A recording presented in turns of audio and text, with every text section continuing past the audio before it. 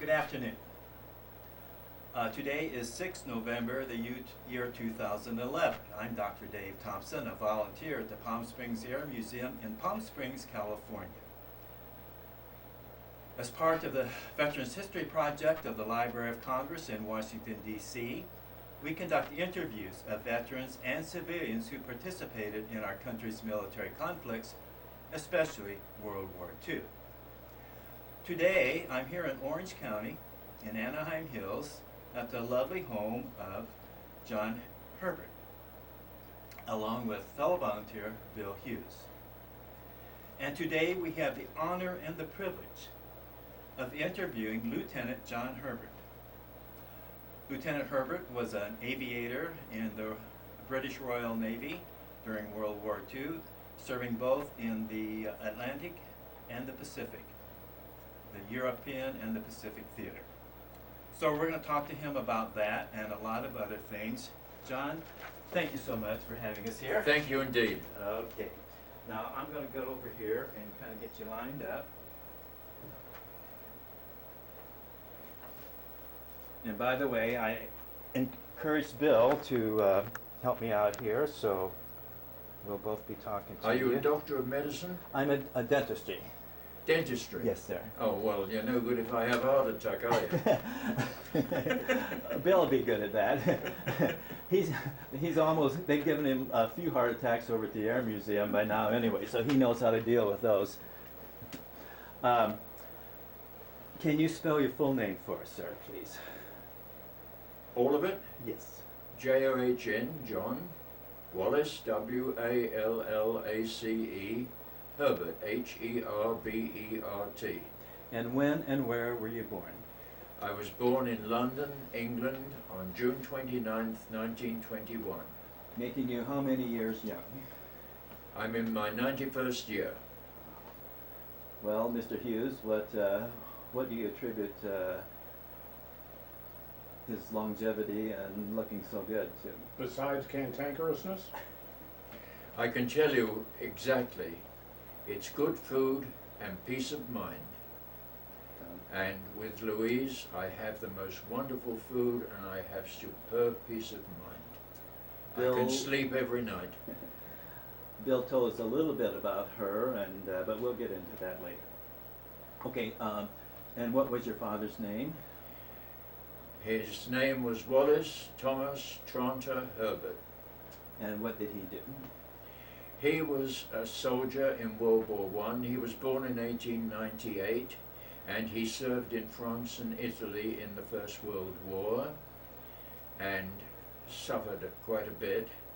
And after the war, in 1920, when he was 22 years of age, he married the 22-year-old Mabel Alice Johnson, and they had me 1 year later. Did he talk much about his experiences during World War I? No. Do you know where he was in Yes, France? he was in the thick of it on the Somme on the Battle of Cambrai, and he fought in Italy on the Piave. He was quite in the thick of it. He was doing flash spotting and sound ranging. There was no radar in those days, and his job was to lay very crude microphones, really pottery jars with a wire across the neck, way out in front of the lines in a distance apart, and the signals came back and were recorded on early 35mm film, so they could spot where the enemy guns were. And they could observe the flash too, because the guns would fire and then be moved back. So his job was to get out in front of the lines laying these damn microphones. And after the war, what kind of work did he get into? He worked at the largest furniture store in the world, which was Maple and Company in London, going back many, many years. A fine old company. It occupied several blocks in London. It was wonderful going through it, all the different rooms set out and so on. but it was bombed during the war, and the whole premises were destroyed, and it never recovered after the war. Your name, I'm assuming that's a Norman name. Can you go, how far back can you go with your dad's ancestry on his side of the family? Herbert is basically an early Welsh name, and I have records going back to the early 1500s.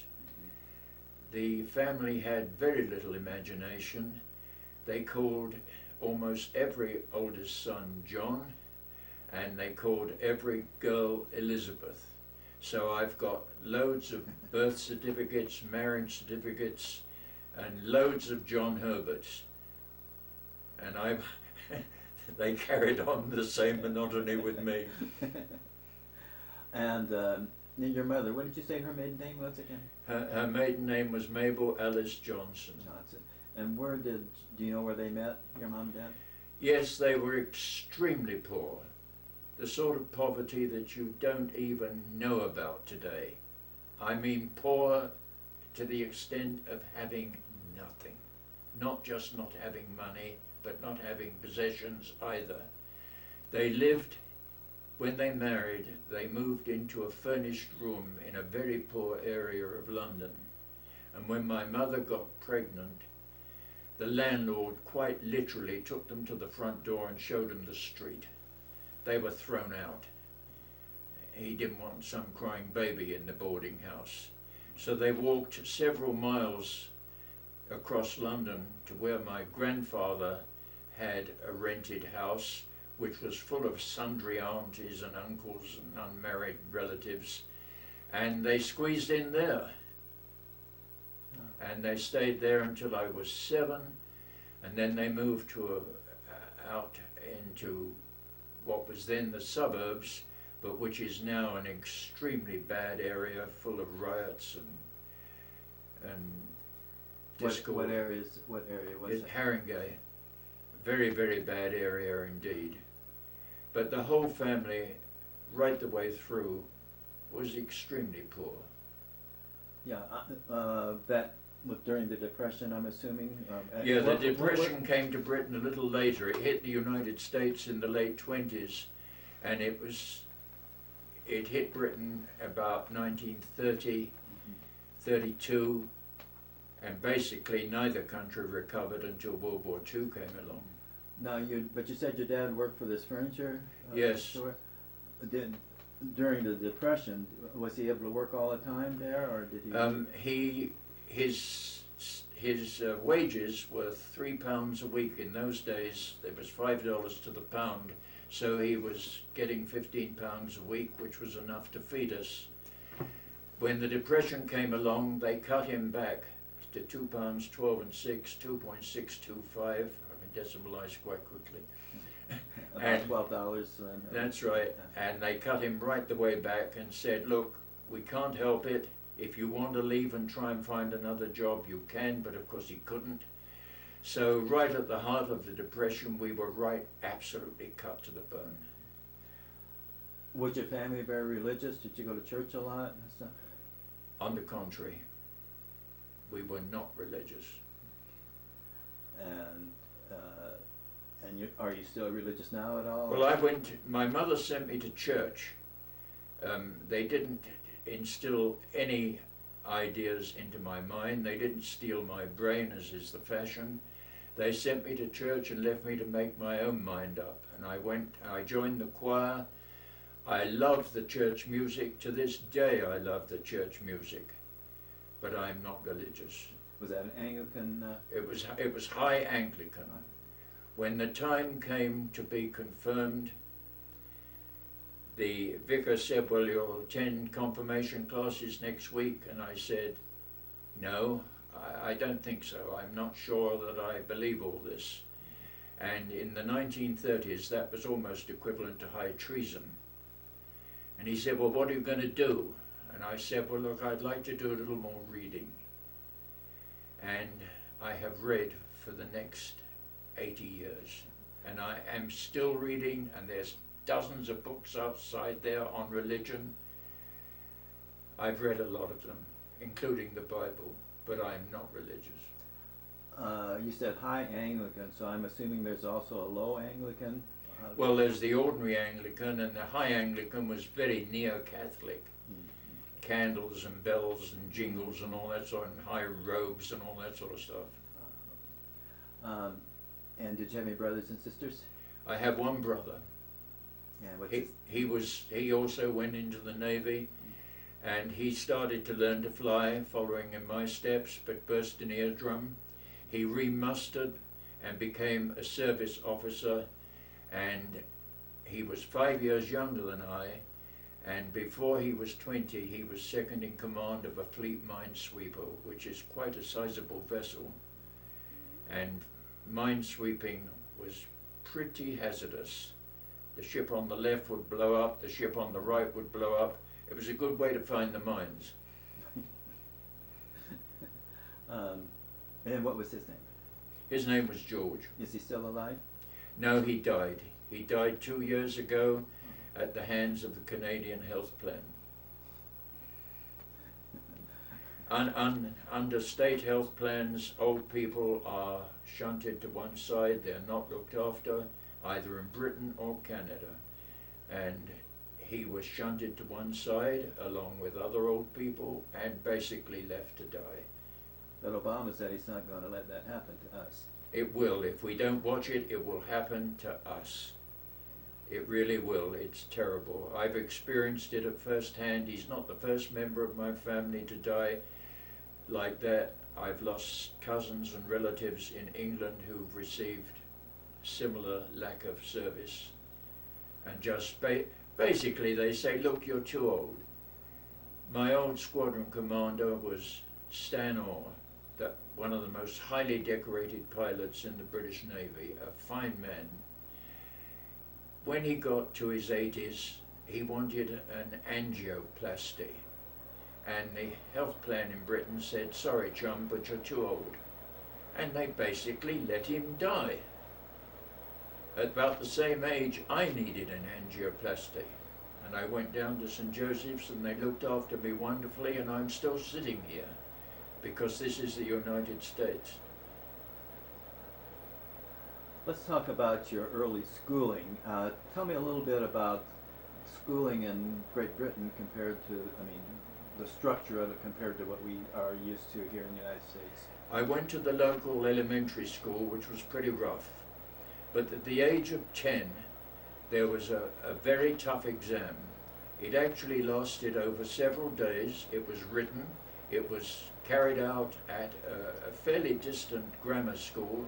I didn't have the fare, so I got up early in the morning and walked. And I passed this exam rather well.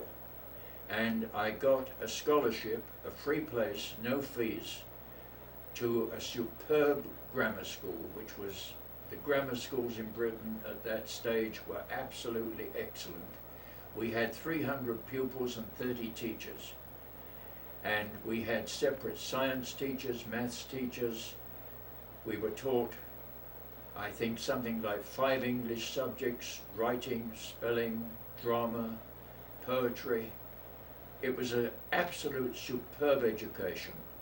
And at the end, the trouble was that my father had to sign an indenture to keep me there for 5 years, which was rough because boys went to work in our walk of life at 14 and contributed to the family, and I couldn't contribute to the family. And on top of that, there was a fancy school uniform, which we couldn't afford. But I passed the exam rather well, and the school divvied up the money for the school uniform, which was flannel trousers, blazer, school badge, all the rest of it. It was a superb education, and at the end of 5 years, one took a very tough exam in lots of subjects set by, in my case, the University of London. I sat this exam a little early before I was 16, when I was 15, and I got honours in arithmetic, algebra, geometry, trigonometry, chemistry and physics, and I won the physics prize. So it was an absolute superb education, and when I came over here to Pensacola to learn to fly and to do the ground school work, I found that my education stood up extremely well, even better than some of the local guys, because I'd done a lot more trigonometry, which was handy in navigation. I want to go back to, again, your grammar school, and that school that you went to. Well, first of all, was it all boys school, or? It was the first co-ed grammar school in England, founded in the late 19th century, and let me see, 19 something, so that's the 20th century. And although it was co-ed, we weren't allowed to mix. The girls sat on one half of the classroom and the boys sat on the other half, and you really weren't allowed to talk to the girls. It was run on very Victorian lines, but it was co-ed, and some of the teachers were women too. What was the name of the school? Hornsey County School. It produced statesmen, heads of business, the captain of the Queen Mary. It produced leaders all the way through Britain, and yet its pupils came from one of the poorest areas of London. It just goes to show you what you could do with poor boys if you give them an education. I got this education and was able to move on. So did you go to the University of London then? No, I certainly couldn't have afforded university. I went to the City of London, which is the Wall Street area, and got a job in the insurance industry, and I started to take my professional exams. And how old were you then? 16. So this would have been 1937 or so? Yep. And the professional exams were pretty tough. They were very tough. And they lasted 7 years, about as long as a doctor. But at the end, I became a fellow of the Chartered Insurance Institute, and I had acquired a superb knowledge which helped me in business. I came over here with the British Insurance Company and joined a group at Lloyd's London, and I ended up as chairman and chief executive officer of the North American operations, which were basically most of the business of the company, and I was director of the company in London, which wasn't bad for a poor boy from quite literally the near slums of London. Well, let's go back to September 1, 1939. Do you know what you were doing, or do you remember that day? Yes, September 1, 1939, the Germans crossed the border into Poland, having invented some excuses. Nothing much happened on the 2nd. On the 3rd, Britain, most of the British Commonwealth, France and many other countries declared war on Germany. September the 3rd, 1939 was a Sunday, and no sooner had war been declared that idiotic, cowardly man Chamberlain gave a speech, and he said, I've sent a note to the German government and I have not received a reply, and we are therefore at war with Germany. A lot of claptrap. No sooner had he finished than someone spotted an aeroplane off the coast of Britain, and all the air raid alarms went off, which was a good start to the war.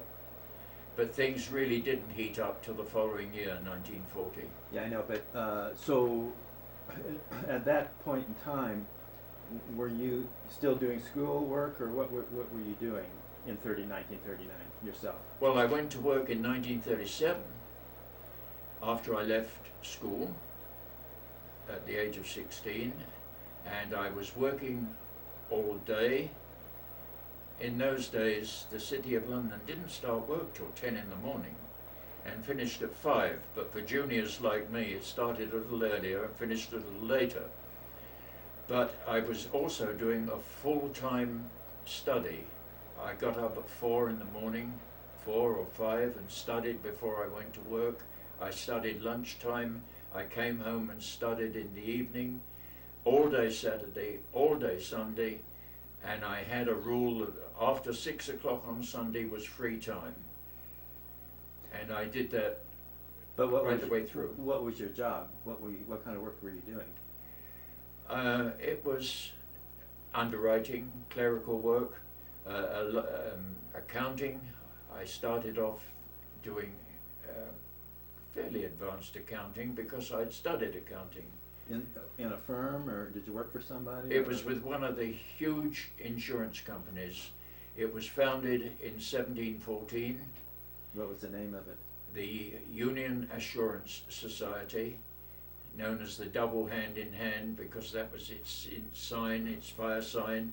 It was founded in 1714. And it formed part of the Commercial Union Group, which was founded after the Great Fire of Tooley Street in 1866, I think. And there were members of the group going back to the early 1600s. It was a very historic group. I'm assuming that sound is your heater coming on and Yeah, it going is. off. Is there any way you could turn that down a little bit? You think it's warm enough in here to? If I shut that, No, I don't mean shutting that. I mean turn your thermostat. yeah, we One way or can turn the thermostat down. Do you mind? No, I don't mind at all. Yeah, I better do it because it's an electronic thermostat. You have to push buttons. It won't Okay. take me a minute. Sure, that's fine. Okay. All right. So you're for that assurance company now. Could you mind your chair on the back of that? That's all hand carving, so don't for God's sake So don't scrape do- it. Okay. No, I don't think I will. No, okay. I'm not going to tilt it back. Did you? We know that when you're talking about your friend Neville Chamberlain and how he was appeasing Hitler, I guess scared to death of him or whatever. Could you see? Well, let's put it this way: could you see World War II coming?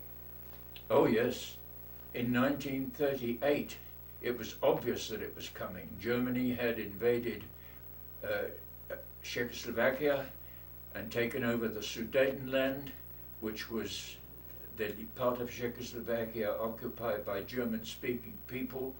I don't think they wanted to be part of Germany. He'd also invaded Austria in the Anschluss, and Dr. Schuschnigg, the Austrian premier, was killed.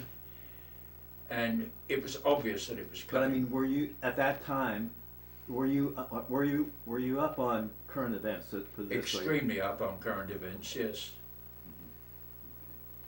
And I guess I should ask right now too, since you got into aviation, were you interested? When did you first get interested in aviation and airplanes and stuff? I can't remember not being interested. I made paper airplanes when I was 5. I always wanted to fly. I read every book in the library on aviation. I knew the history of aviation. I made paper gliders that actually worked and flew.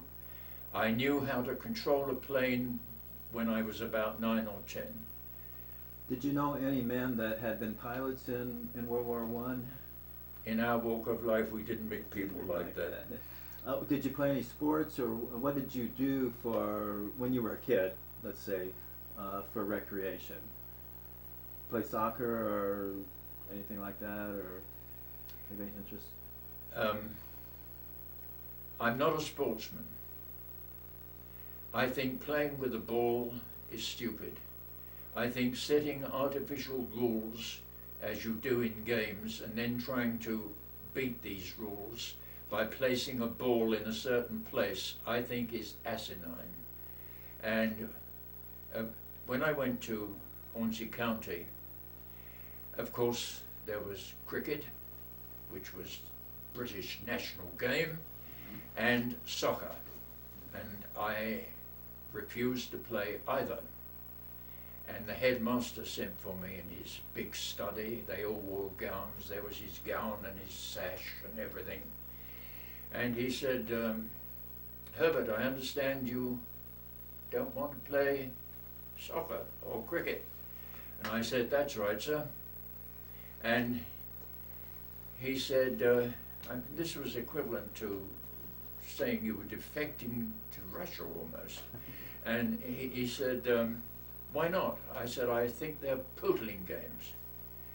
And They're what? pootling games, stupid, Oh, okay. asinine, of no consequence. And he didn't bat an eyelid, and he said, well, I don't want to send you down, which means throwing you out, because I was an honors student. He said, let's see what we can do. He said, do you swim? And I said, yes. He said, would you join the swim team? And I said, well, what's the point of swimming faster than anybody else? It doesn't do anything. So he said, all right. What about life-saving? Will you join the life-saving team? And I thought, aha, that makes sense. So I joined the life-saving team. I ended up with the Royal Life Saving Society's bronze medallion and 2 bars. And the school won the Life Saving Shield every year, Inter-School Life Saving Shield, mainly on my efforts. And the net result was that when I left, he gave me a letter in his own hand, and he said, played his games well. You've no idea what playing cricket meant in those days it still does to Britain to an extent. It's rather a bit like baseball and other games over here. People love to know what to do with a little ball, you know. I'm sure you probably would have gone along. I think it was Henry VIII who said we got to outlaw golf because our archers are not practicing with the longbow. He did invent tennis, though. I've seen his tennis court at Hampton Court. I did too. I did see that. Yeah.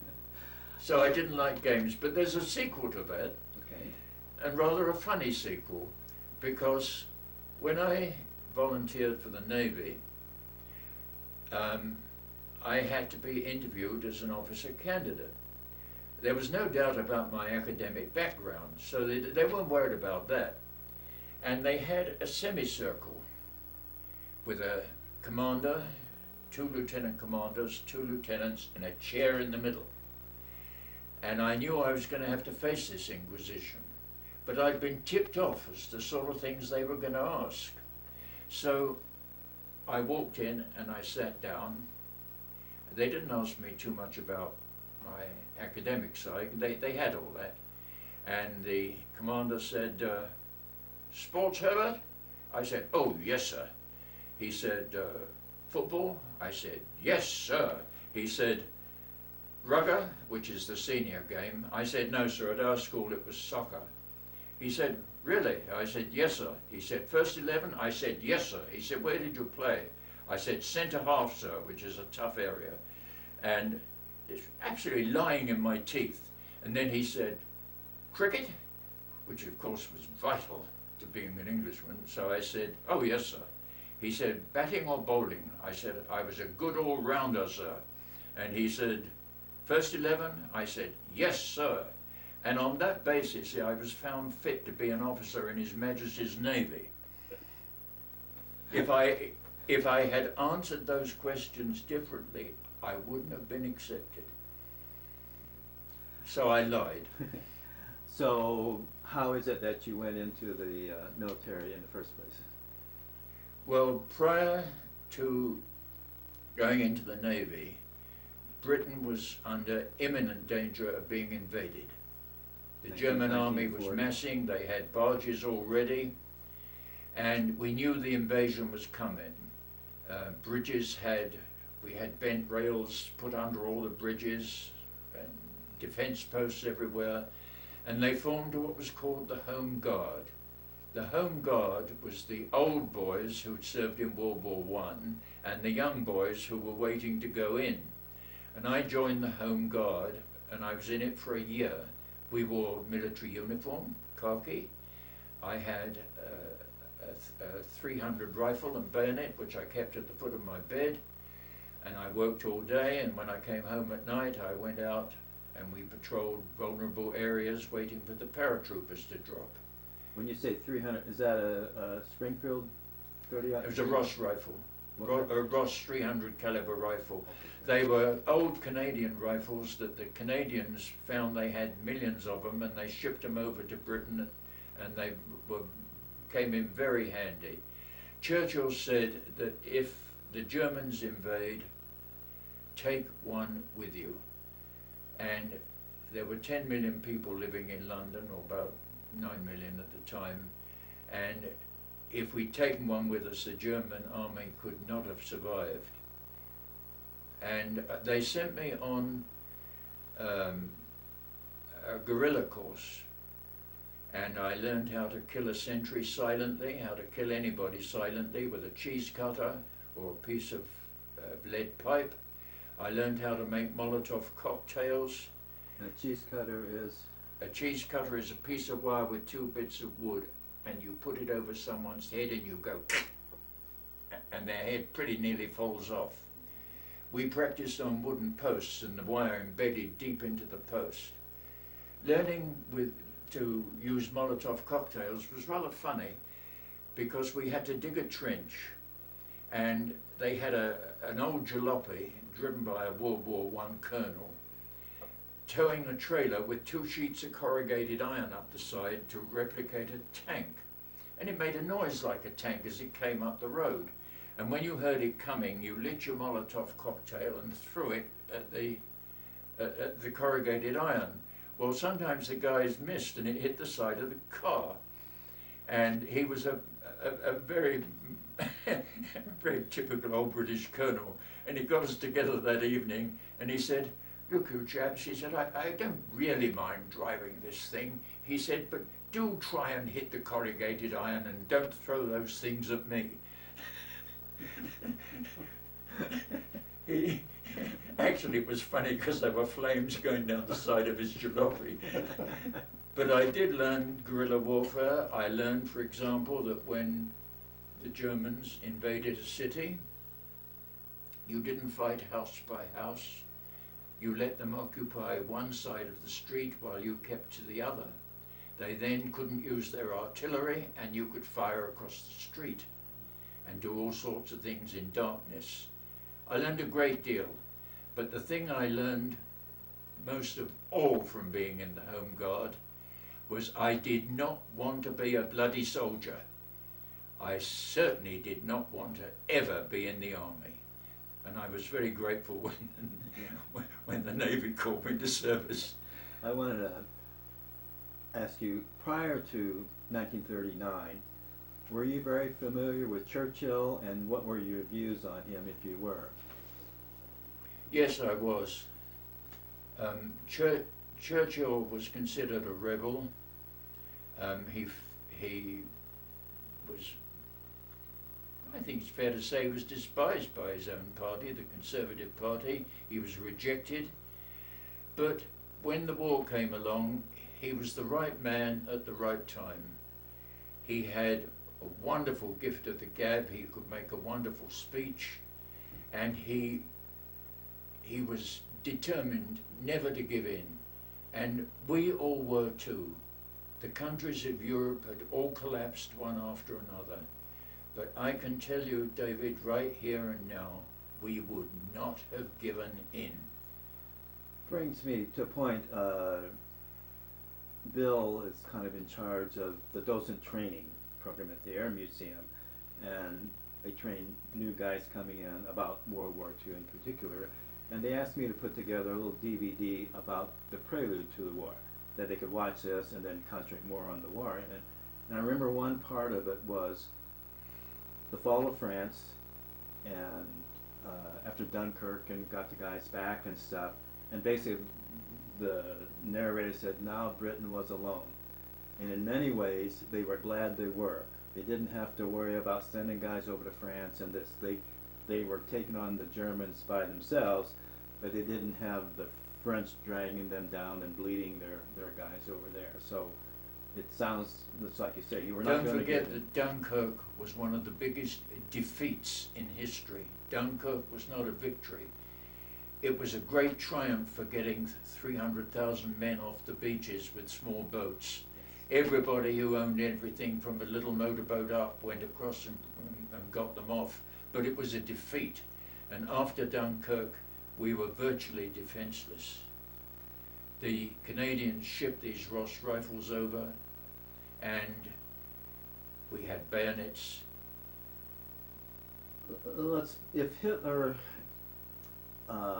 as I understand it, one thing that was helpful of being able to get these guys off the beach was that Hitler kind of stopped his advance short of Dunkirk for, I don't know, a couple of days or something, like gave him a chance to kind of do that. Let's say they hadn't have been able to get those guys off, and if Hitler would have played his cards right, could Britain have been taken by the Germans? Well, to begin with, you should know why the advance stopped. There was a British infantry regiment called the Queen's Royal Rifles, the Rifle Brigade, and it had a territorial regiment. The territorials were reserves, part-time soldiers, rather like the National Guard. And were they from the like Australia and New Zealand? No, they were all from Britain. They were from Britain. And they were placed just outside Calais. I know this, my cousin was one of them. He was taken prisoner. And they held the German army back while the evacuation from Dunkirk took place. A handful of them, they were mauled mercilessly, and many of them were wounded. He was badly wounded and ended up in a prisoner of war camp, and after the war he died from his wounds. But Germany couldn't have invaded Britain. There's a lot of talk about it. We know about the Battle of Britain and so on. That's only a part of the story, not even half of the story. The real half of the story is that at that time Britain had the most powerful navy in the world. Unfortunately today it doesn't even own a rowing boat, but in those days it had the most powerful navy in the world, and that was what kept the Germans back. And of course the Air Force, the fighter command. But the Navy was... even a fighter command would have been, let's say, decimated or become Well, ineffective. Well, I know, but I mean, but they could still fight. And Hitler, instead of going after continuing to pound the airfield, started pounding London, which gave, but let's say he had, and let's say fighter command couldn't really put up much of a defense. Would the Navy have been able to keep the Germans from going across the channel? Oh yes. The channel is 21 miles wide at its narrow part. The seas are extremely rough. The Germans had many flat-bottomed barges, but they had nothing to defend them with except airplanes, which would have been fairly effective, but not all that effective. And they were facing an enormous British Navy. So some of the Germans did land in Britain dead. They washed up on the beaches. And a lot of them got shot down, of course. So how did you get into the Navy then? I volunteered. What year was that? 1941. I always wanted to fly. Had you been working for the same company? Yes. All that time, up to 41? Okay. I wanted to fly, and the Navy in Britain was held in very high esteem. It was always known as the senior service. The second was the Army, and the junior service was the Royal Air Force. It was the period in which they'd been established, and the British Navy had been established for several centuries. And to be in the Navy was really one of the greatest honours you could have. If there was a crowd of guys in a pub and someone was at the back and wanted to get a beer, one of the standard things they'd say was, "Make way for a naval officer." The Navy was held in very high regard, and I wanted to do two things. I wanted to fly, and I wanted to be in the Navy, and I was lucky enough to get accepted for both. And where did you go to, I don't know if they call it basic training or what, but where was your first, Well, I joined up in the May, and they had no training facilities, and they sent me back home. I continued to work with the Home Guard. okay, let me back up just a little bit. During the Battle of Britain, were you in, around London area? Where were you? I lived in London. You lived in London. So tell me a little bit about that, that you remember, the Germans bombing London and all this stuff. I lived in one of the worst bombed areas of London. There wasn't a house in our neighbourhood that wasn't either destroyed or partially damaged. Not one. The bombs came day and night. At one time we had 57 consecutive nights of bombing, non-stop. The bombs rained down. We lived in a house, you can't imagine how small it was. The frontage was 13 feet. The rooms, my bedroom that I shared with my brother was about 6 by 7. It was so small that my father put a bunk bed in, and he had to rehang the door so it opened outwards because you couldn't get into the room. That's how tiny the house was. We had a tarpaulin for a roof. We had tar paper for the windows. The walls and ceilings had been plaster, and that had all come down, so there was just the bare laths and damaged furniture. The house was a shambles. It was a wreck. And we lived in it, and that was it. And the bombs came down, and you learned when a bomb came, there'd be bombs dropped in sticks, 3 or 4, 5 or 6 at a time. And as it got nearer, you threw yourself flat on the ground and hoped it passed over. It was very funny actually, because you'd see a bunch of very sedate Englishmen walking along the street, looking quite unconcerned. There'd be a hell of a whistle, they'd all throw themselves flat, and then there'd be a dirty great bang, and they'd all get up and brush their clothes off and continue walking down the street. And of course the fire bombs were very bad. They had these 2 kilogram fire bombs which did tremendous damage, but if you got to them quickly enough, you could extinguish them. So everybody had a bucket with what was called a stirrup pump, a little pump like this, and you put the fire bombs out. One fell on the roof of the house at one time, and we got it off with a broom and put it in a bucket. Well, the Germans got wise to this, and they put a couple of ounces of explosive in them to rather deter that sort of thing. But they not only dropped bombs, they dropped landmines, which were about 12 feet across, on a parachute. They exploded on impact, didn't make a hole, and they would destroy an entire neighborhood. My father was a local air raid warden.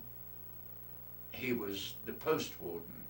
He was in charge of the post, which was a sandbagged area of the local church, and he coordinated all the rescue work in our neighborhood. People were always being dug out of houses. There was heavy rescue, light rescue, dogs, Alsatian dogs to help find people, and there were some very funny stories. I'll just tell you 2. A lady was brought into the post on a stretcher, and my father said, "What's wrong?" And they said, "Well, we've given her morphine, she's paralyzed, she can't move her legs." And so they got the medic, and the medic came along and had a look, and he lifted her skirt, and she'd got up in such a hurry that she'd put a sweater on instead of her drawers.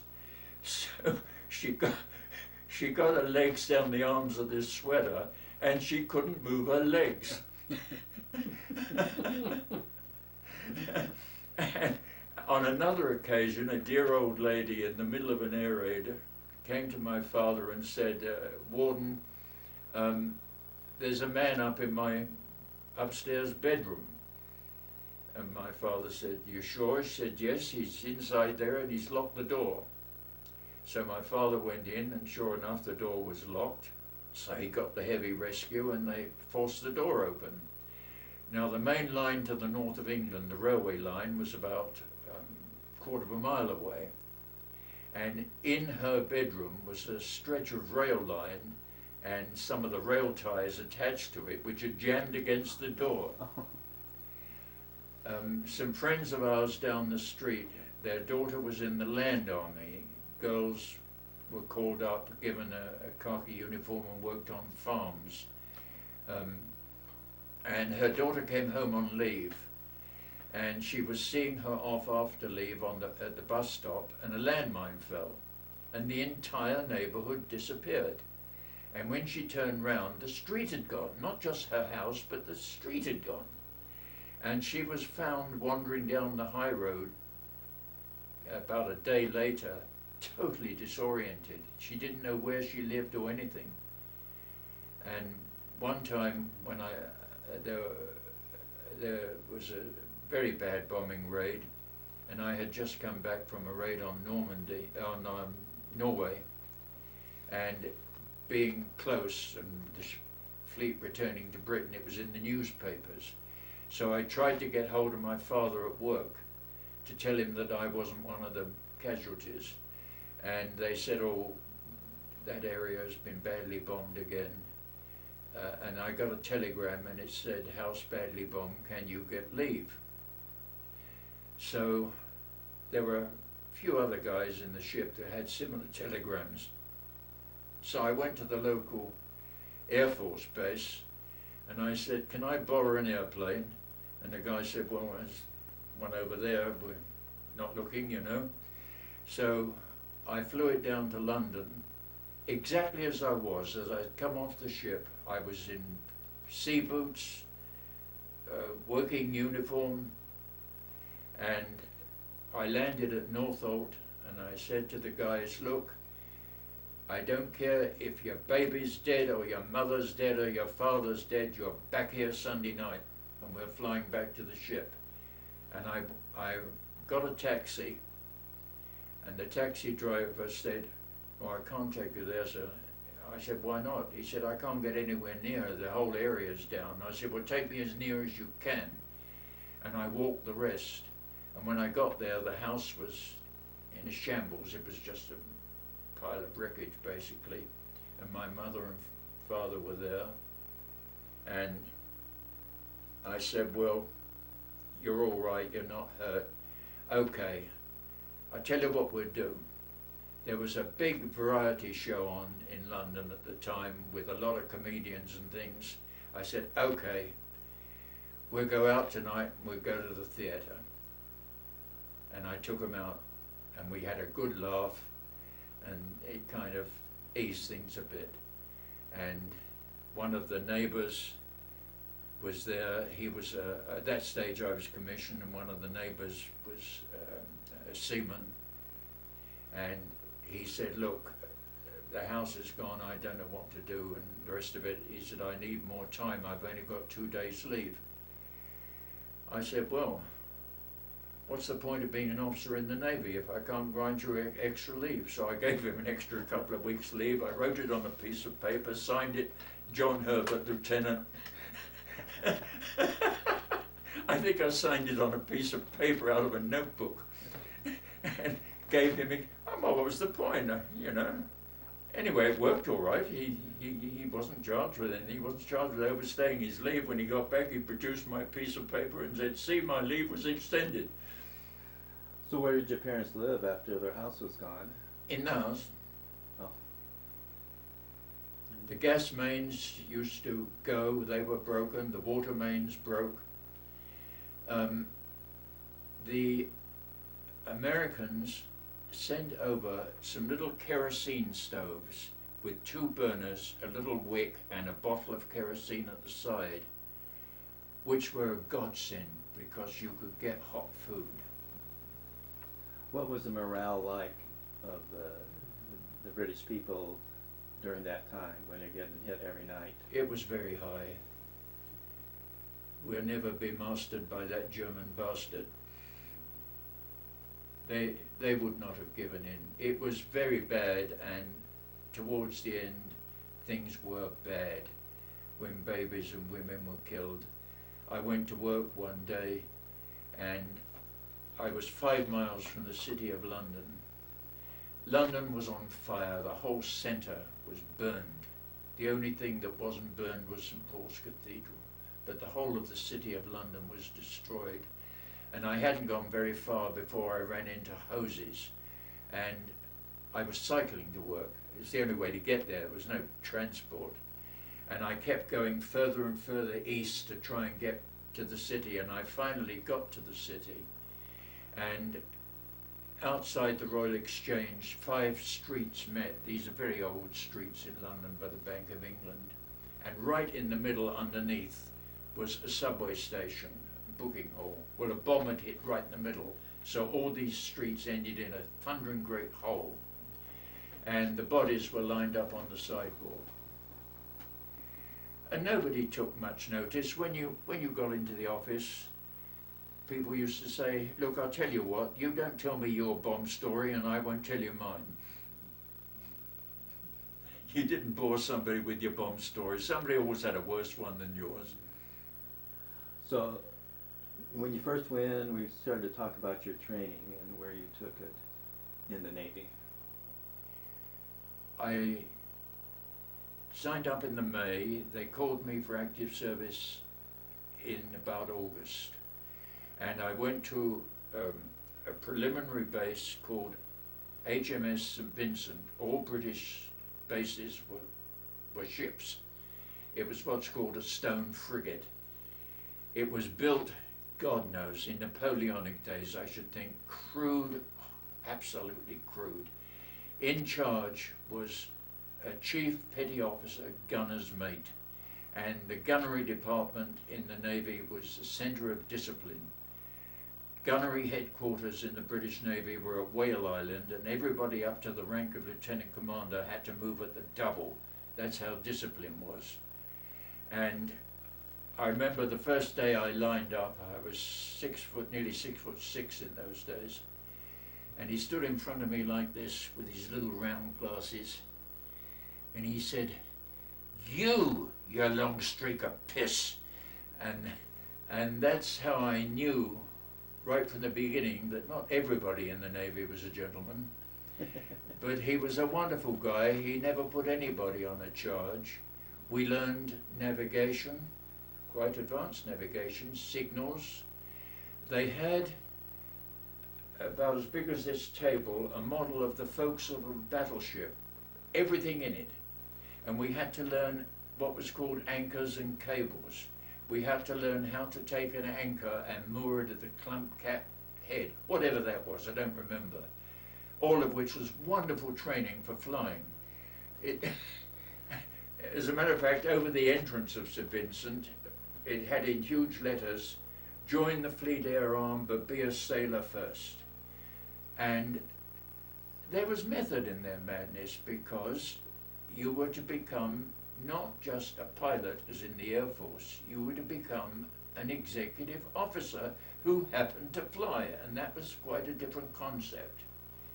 And one time we had to learn boat pulling. Now the base abutted the docks, and on the dock, on davits, was a clinker-built cutter. I should think that it was old when Nelson was around. It was a bloody great 40-foot cutter, and we had to lower it, and the first thing you did, it had big bands round to hold it tight. They were called gripes. So the first order was slip the gripes. Then you had these lines, and 2 guys got in the boat and they said, ease the falls. And the idea was you lowered the thing in the water. Well, one of our guys let go of his and he went brrr, and the thing went vertically like this, and the 2 guys ended up in the water. And well, we finally got going, and there were thwarts, seats across this cutter, and the oars, I swear, were as big as bloody telegraph poles. I've never seen such sodding great oars. So I sat on the front thwart like this, and you had to toss the oars, and all the salt water ran up your arm, which I didn't like. And then you lowered the oars, and there was a chief petty officer in the back, and he'd say, "Give way together," and you were supposed to go like this. Well, I went like this, and this bloody great oar didn't go in, and I fell over backwards, and everybody behind me fell backwards. So there was complete chaos. Well, we did this a couple of times, and the old chief, who'd been in World War I, I think, he said, "Come here, son." He said, "You ain't never going to learn to row. You better sit in the stern sheets with me." So I didn't pass my boating course. And where was, you were on the ship, and where was the ship? Well, this was In London or Portsmouth? Or? no, this was Portsmouth. Portsmouth, right. Yeah, it was a base. It was buildings, but it was called HMS St Vincent. Oh, okay. It had been built as a training base, God, 100 years before, I should think. The heads inside the cooking facilities were primitive. Oh, I've been to Portsmouth and saw the Mary Rose and the ship that was at Trafalgar. But how far from there was it? very near. Very near. Yeah. Okay. And our course of pilots was 150. And they told us right at the beginning that the top 30 would go to the United States to train. And I got in the top 30. So after about 6-8 weeks, I was shipped off to Halifax, and then from Halifax to Windsor, and then across to the States. But I should mention that the British had a very good idea. You might have been an officer cadet, but you were in square rig. You were dressed as a sailor, and your rank was the lowest in the Navy. Not even ordinary seaman. You were called Naval Airman Second Class. But to denote that you were an officer cadet, you had a white band round your hat, which was known as the virginity band. And when the members of the public used to say, "What's the white band for?" we used to say, "It's to denote that we're virgins." So you were an officer cadet with all the privileges of the lowest rank in the Navy, and you were treated accordingly. So when we arrived in the States, they didn't quite know how to handle us because we were dressed as sailors, we were officer cadets. Anyway, they put us in the officer quarters, which was rather nice of them. And where was this? Groseal. They took us, we arrived in London, in Windsor, Ontario, and got off the train, and there was a mass of buses marked US Navy. This was in Canada, of course. And we got in the buses, drove straight across, no formalities whatsoever. We entered the United States under the order of Franklin Delano Roosevelt. And we were driven straight to the base at Groseal. We were called British flight students and merged in with the regular cadets who joined. Was that near Detroit? Yeah, very near. Okay. And what was do you know why they sent you over to the States? Why they didn't just keep you there and train you in the... Well, they were short of training facilities in Britain, and you have to remember that the German Air Force roamed fairly freely over Britain, and it was pretty hazardous learning to fly with German fighters flying around. And Roosevelt, not one of my favorites, but to give him credit, along with Admiral Towers, formed this plan to train members of the Royal Navy. It was called the Towers Plan, to bring them over and train them in the United States. Okay. And we came to Groseal. Groseal was a reserve base, and all we did there was learn to fly up to solo level. And once we soloed, we went down to Pensacola. And what were some of the aircraft that you flew there at? Stearman N2Ss and Navy N3Ns, N3M1s. Did flying come easy to you? Not particularly. I took it very seriously, and you have to remember this was peacetime Navy training, so they were pretty goddamn tough. And you had to do everything just right. It was superb training. Now, it didn't come easy, but I did solo after about 9 or 10 hours. This was prior to Pearl Harbor, I assume. Well, Pearl Harbor, this was in the October, November, Of and 41. then Pearl Harbor came Right, along. yeah. But I mean, you went over before Pearl Harbor. Oh, yes. So this was, so. Yeah, I remember sitting at listening to the radio and hearing FDR saying, "A day that will live in infamy." I know. Now, do you think that the Germans know that we were training Royal I don't Navy know. pilots, or? No idea, I didn't care. Yeah, I know. I wonder if they cared. All I know is that I had never been away from home before. From the moment I crossed that border, I took an immense liking to the United States and to Americans. And ultimately, I came back and it became my home. I liked it from the word go. Do you remember that Sunday, that Pearl Harbor, of that Pearl Harbor attack? Do you remember where you were or what you were doing? Yeah, I was at the base. Yeah, I was in the officers' quarters at the base listening to the radio. And we really didn't know. It was mixed feelings because we knew that now the US would be in the war, and I don't think Britain could have gone on forever alone. It might have done. It would have been a war of attrition. Both sides would have had to give in ultimately. But of course, the United States came in and tipped the war and won the war. So when did you go to Pensacola then? After I soloed, I went to Pensacola just after, well, there's an ought to pause there.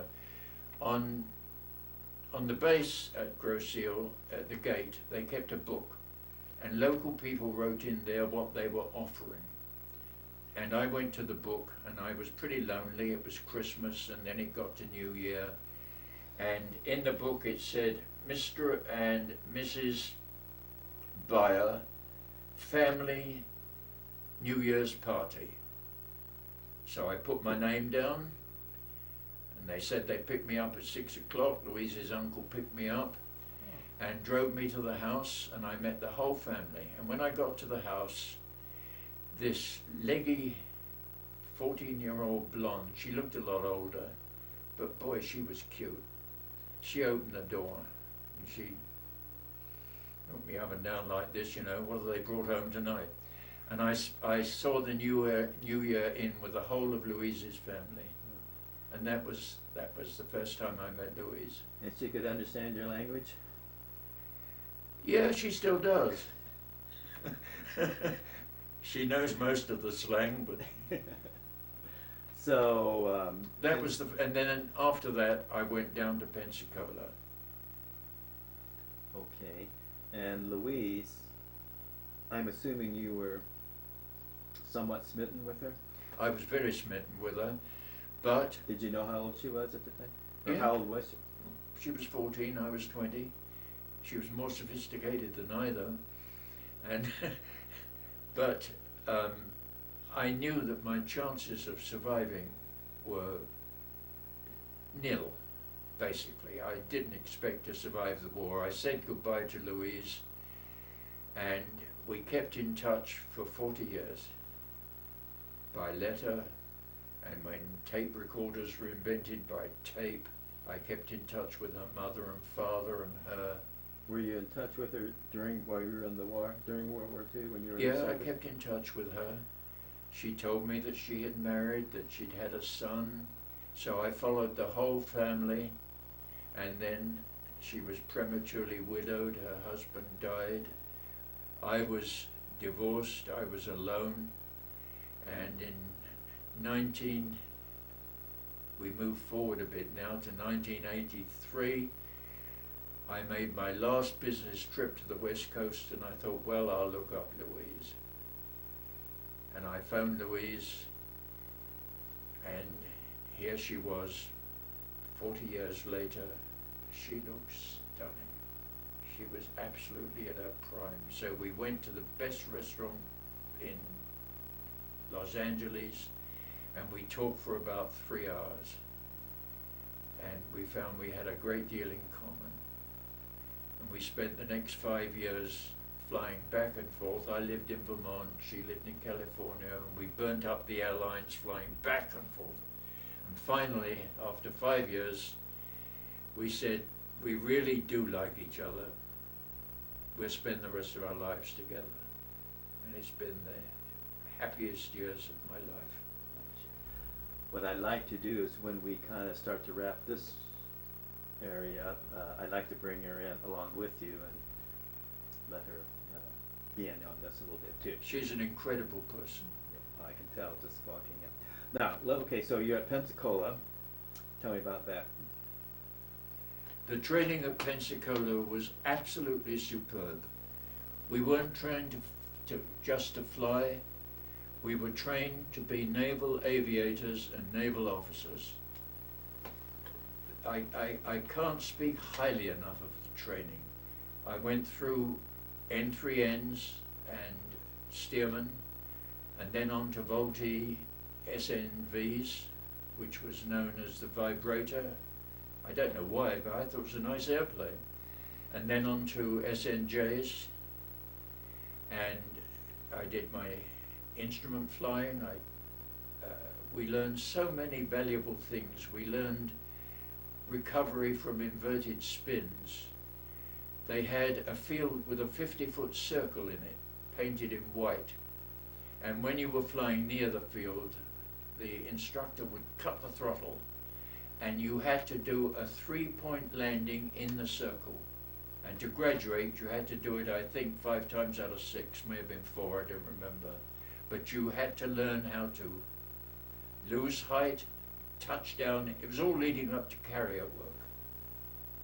It was absolutely superb training. And when I, at the end of May, I think it was, I was commissioned in the British Navy, of course. I didn't get my American wings because I wasn't an American. I didn't get my British wings either. Oh, that's not the time to phone. Well, Yeah. I can shut this off if you need to talk to somebody. Is it gone? Good. Okay. Okay. We were taught right from the beginning. They had what they called small field work, and it really was a small field that you had to learn to land and take off in. Everything led up to carrier work. The training was absolutely superb. My instructor generally addressed me as you goddamn limey. And I could tell how well I was doing by the tone of his voice. If he'd say, now do a wing over, you goddamn limey, then he'd say, geez, you goddamn limey. But if he said, geez, you goddamn limey, I knew that things weren't going too well. My final, on which the whole of my career rested, my final check was with a Marine captain, Captain Fuchs. Unfortunate name, but he was a fine guy. He was known as Downcheck Fuchs. He was never known to have given an up. So I thought, well, I looked at the board and there was my final check, Captain Fuchs. Oh my God. So I did the check. I got out of the plane at the end with my parachute dangling behind my knees, and I stood at attention. He looked at me and he said, "You're no damn good. You can't fly. You'll probably kill yourself, but I'm giving you an up." I met him on the parade ground one time. I was walking along and I saluted and he said, "Sound off." So I stood to attention and he said, "Sound off." I said, "Limey, sir, goddamned." And he didn't even bat an eyelid. So, in your group, how many were Americans and how many were?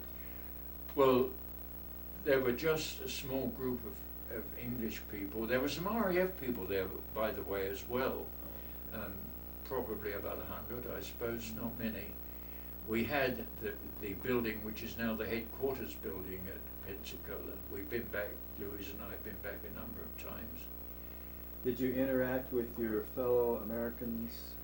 In ground school, yes. And did you get along with them okay? Or? Oh, yes, of course. But in ground school, it was very interesting because I found that my grammar school education was probably a little bit better than their college education.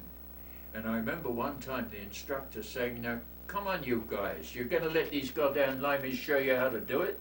But it was very friendly. Yeah. It was, the spirit was good. You have to remember, these were guys who'd signed up to join the Navy as regular officers. The war intake hadn't really started. So then did they, did some of you go to fighters, some of you go to bombers, some in transports and stuff, or was this everybody go to fighters or what? At the end of Pensacola, they decided that I would be a fighter pilot. So we took the train down to Opa-locka to Miami, and I did my fighter training on Brewster Buffaloes, which I thought was a pretty good plane. The Finns certainly did well. We shipped 50 over to Finland when they were fighting the Russians, and they did very well with them. They did I think they got a bad reputation early on in the Pacific. The Marines had them, and they tried to dogfight with Zeros, which didn't work. They had to go in pairs, like. And the landing gear was weak, but I liked them anyway.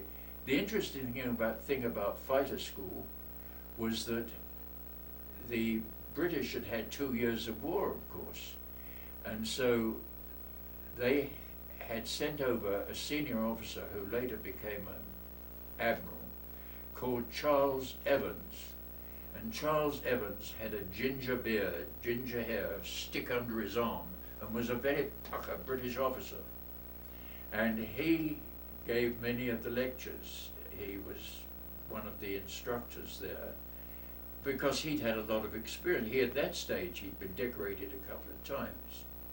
And I remember in one class, he walked in and he said, "Now all you young aspiring fighter pilots, what is the first essential of a fighter pilot?"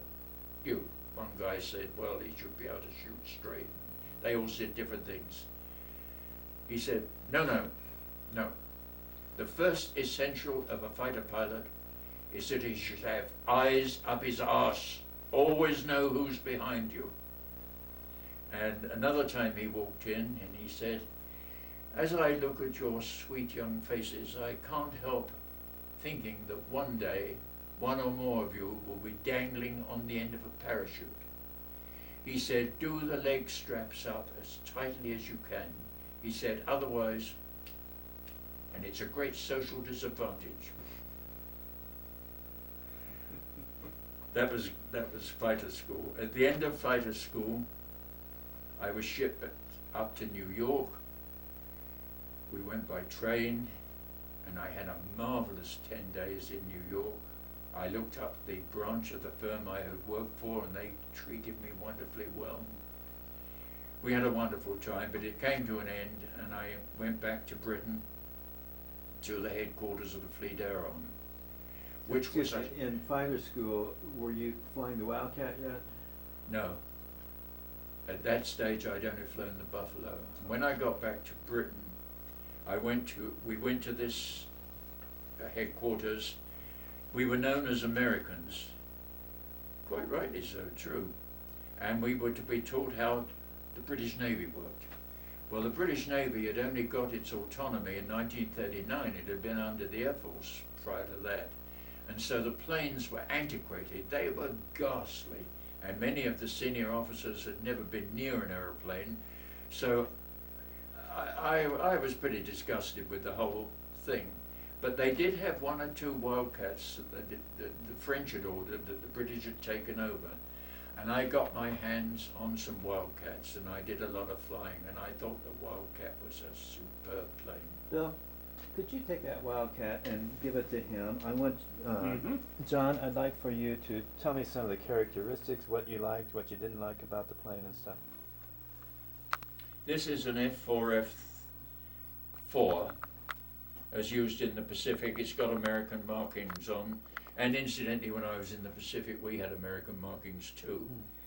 It had 4.5 Browning machine guns, 2 in each wing, 2 firing armor-piercing and 2 firing incendiary bullets.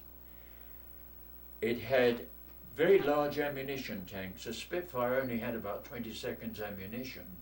A Wildcat had over 30 seconds, and as you could blow up a tank with a third of a second burst, that was quite a lot of ammunition. It also carried long-range tanks under the wings, which were plastic, and you just dropped them and abandoned them and used them to get there and came back on the fuel in the plane. And it could also carry a couple of 250-pound bombs. It was rugged. It was built by the Grumman Iron Works, and I've said many times, I owe my life to Leroy Grumman. You could shoot bits off this airplane and it still flew. It had a Pratt & Whitney. The British F4F4s had a Wright Cyclone in. They were good engines. It was a wonderful deck landing airplane. And the radial engines, explain the difference between the engines that they had and, let's say, the Spitfire. Well, the which Spitfire was an inline engine, water-cooled or glycol-cooled. This was an air-cooled radial. And the advantage to that? A very powerful engine. Probably the inline engines were really superb. The Rolls-Royce engines undoubtedly were. But if you got a glycol leak, you were in trouble. And you could actually shoot bits off a radial engine, and it still worked. I've seen them working on 1 cylinder less, and they still worked. So you're out in the middle of the ocean, you want to get back to the carrier, where you might not get back on those inline engines if you take the same damage. Oh, I wouldn't say that. No, they were both good engines. Yeah. I grew up with radial engines, and I like radial engines. And when I got to Britain after Pensacola, and I had to fly some early planes with inline engines, they sounded to me like sewing machines, and I didn't like them. At that stage, I was a thoroughly indoctrinated American, and I didn't like any of it. Did you find the Wildcat difficult to land on dry land? Yes, it was very, very tricky to land on runways because of the narrow undercarriage and fairly soft undercarriage. It was very easy to ground loop or to dip a wing in. I never did, but a lot of people did. But for deck landing, it was a gentleman's aircraft. No matter how much the deck was pitching and rolling, if you were a reasonable pilot, you could land on. And it was rugged. Yeah. These are some of the bits that were shot up. This is how my plane came back, in bits like this. Oh. These are bits of Wildcat. Bill, hand me one of those, maybe that big one there, on the, okay, that's right, and that one there, on the picture. Or, oh, it's already out. Yeah, that was ripped out of a hole about this big across. I got a direct hit from a 30mm anti-aircraft shell, and I ripped that bit off as a souvenir. D-Day? Yeah, D-Day in south of France. Yeah, I see that, 15, One time I landed on, and the plane was extremely sluggish. It wasn't, I could only control it with the ailerons. The elevator didn't seem to work too well, neither did the rudder. And I did a nice deck, I never crashed on the deck, by the way. I did a nice deck landing, and the mechanic came up, and I said, you've got to look at this bloody aeroplane. It's not flying properly. There's something wrong with the controls. And he said, have you seen the tail, sir? And I said, no, I can't see it from the cockpit. He said, well, have a look. And most of it was missing. Most of the rudder was gone, the elevators were gone, all round here was shot away, and it still flew. Thanks to Leroy Grumman. It was a superb airplane. He did even better with the F4F, the Hellcat, which came along later. But this plane went up to the F4F4. The F4F5 became known as the FM1 because Grumman stopped making it and they turned the manufacture over to General Motors. So in the middle of the dashboard was the GM signal, you know, the sign, the little GM sign. There are a lot of funny cracks about that, but GM built them pretty well. And then they built the next one, the F4F6, which was known as the FM2, built by GM. And they put a much more powerful engine in it, and as the fuselage wasn't any longer, they made the tail a bit bigger so you could control it, and it was a superb aircraft. We used it in ground attack, and it was a wonderful weapon. You were talking about the antiquated planes that the British had. This David Foster, who I was telling you about, at first he wasn't in the Pacific on the Victorias. He was, I can't remember the name of the carrier, but when they first started going, it got bombed in the Suez Canal, and this was in when the North African campaign was going on. So he was flying albacores, and so he flew in the desert against Rommel at night in these albacores, which I'm sure you know what it is. It's like a swordfish kind of a. So he had some interesting experiences there. He said at night, if a German fighter came at you, you just slowed down, let him go by you, and then those go old away. biplanes had been designed in the 1920s, and the Navy Air Arm was under the control of the Air Force up until 1939, and they neglected the maritime side, of course. Perhaps wisely, they developed a fighter and bomber command, but at that stage the British Navy had absolute junk, real junk. They had the Fairey Fulmar, they had the Gloucester Gladiator, which was a superb aeroplane, a biplane fighter, but years out of date. You can imagine how I felt when I came back and saw this lot. You know, we didn't have that in America. So when you got back to England, so then what happened? I went to this indoctrination course to be taught a little bit. Remember, at that stage, I'd had roughly 6 weeks in the Royal Navy and over a year in the United States Navy. I knew absolutely fuck all about the British Navy. I was completely Americanized. They sent me, I finished there, none too happy, and they posted me to a first-line fighter squadron aboard HMS Victorious, which was at that time was in the Firth of Clyde. The fighter squadron was headed by Stan Orr, one of the most highly decorated officers in the British Navy.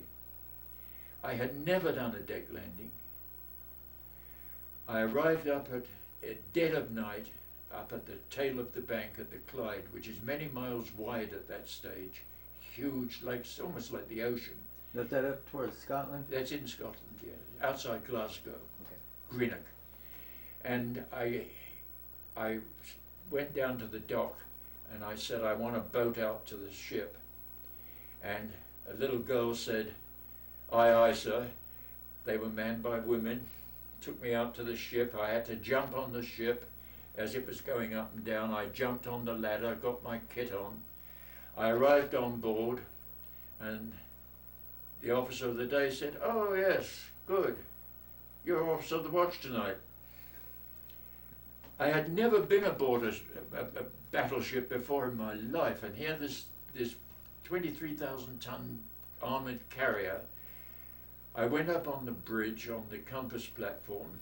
It was a wild night. There was gale and wind, and I thought, God, well, I suppose in my training I've got to see that we don't drag our anchor. I've got to take bearings. So I took these goddamn bearings, which seemed to go all over the place, and I thought later on in life, you know, the British Navy was pretty trusting to put a 20-year-old in charge of a goddamn aircraft carrier, even if it was anchored. So I was officer of the watch, and the ship had been lent to the US Navy. We went over to Norfolk in one of the worst storms ever. The armoured flight deck of Victorious was 9 inches armoured steel, and so was the bow, but the bow was actually stove in a little, and it was so bad we had to put into Bermuda to dry out. We arrived at Norfolk, and we had Wildcats, F4F4s. The bomber squadron had Albacores, and you can imagine how the US Navy at Norfolk, when they saw these Albacores arriving, and it was the done thing in those days for the Albacore pilots to lash their motorbikes to the torpedo rack underneath. Well, these things arrived, and the US Navy took one look, and they thought this must be a new secret weapon. There were these old biplanes flying in with these weird things hanging down underneath, which were the guys' motorbikes. Well, in no time flat, they got TBFs, they got Avengers. And while we were at Norfolk, we did a lot of, I'd never done a deck landing, and we were, any naval squadron when it's ashore does deck landing practice. In the British Navy it was called ADLs, Air Dummy Deck Landing, Air Dummy Deck Landings.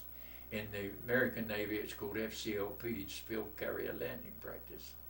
So I was doing field carrier landing practice at an outlying field called Monogram Field, a little grass field. And the planes were getting a bit teased out of that stage. And I took off after one flight, after one deck landing. We were going round and landing and round and round. And I got in the air with wheels down, flaps down, no airspeed, and the bloody engine packed up. So it just went chug, chug, chug, and all power was lost. Well, there's no such thing as sky hooks. You can't hang up there. The rule is, and I knew it from Pensacola, you stuff the stick forward, you've got to maintain flying speed. So I came down on a little bit of grass in front of a wood and went straight into a wood like a tank, smashing the trees. And the plane burst into flames, and I got out and started to run. And as I ran, it blew up. And my mouth was full of grit, and I couldn't understand what this grit was. Well, in front of you was a piece of plate glass, which was the bomb site, and my face had gone clean into that with some aluminum knobs underneath. And my face was a mess, and the gravel in my mouth was my teeth. I'd broken them all. So I spat them out, and I ran down the road, and I came to a little cabin, and some little black guy came out, and he said, "Oh, Lord," because I must have looked awful. But they got me back to Portsmouth. They got me back to the field, sent a plane out, flew me back to Portsmouth, and I went into the Naval Hospital at Portsmouth. And the thing about the Naval Hospital was that US Navy nurses looked goddamn cute. They really looked nice. And I was laying in bed, and there were groans, all the chaps burned coming back from North Africa, went in adjoining rooms. It wasn't a happy place. And the door burst open, and there was Stan Orr. And he said, "What the fuck you doing there, John Willie?" And I said, "Well, Stan, you know." He said, "Come on. Where's your clothes?" I said, "They're in the cupboard." They said, "Put them on." So I put them on. He said, "Come with me." We went downstairs. He had a Jeep outside. He drove back to the base. He had 2 Wildcats on the tarmac. He said, "Get in there. You stick on my goddamn tail, and if you lose me, you're out. But you keep on my tail. I have bandages all around here like this." So he took off and he did everything that was in the book and a lot of things that weren't in the book, but I did stick on his tail, and we came back and landed. He drove me back to the hospital. He said, now get back into bed, and if you tell a goddamn soul, I shall be court-martialed. But when you look back on it, he was only 28. What a marvellous thing to do, to get a guy who just had a bad crash, to get him in the air again. And Like getting back on the horse. that's right. And when they said subsequently, now you can go back to hospital in Britain, or you can stay with the squadron and go to the Pacific, I stayed with the squadron. And Stan got polio at Pearl Harbor, and was nearly died, and the ship moved on to the Pacific. And just as in a little aside, to show you what sort of man he was, when he recovered, the Americans looked after him wonderfully well, and he did recover. He went to them one day and said, I've had a signal from the Admiralty, I have to return to Britain immediately and bring my medical papers. So they gave him his medical papers, which he threw overboard as soon as he left. And he went back to Britain, said, I'm fine. When we got back to the Britain after the Pacific, he was commanding officer of the Hellcat squadron. You couldn't hold him down. How in the world did you fit in your aircraft at your height? These planes had very big cockpits.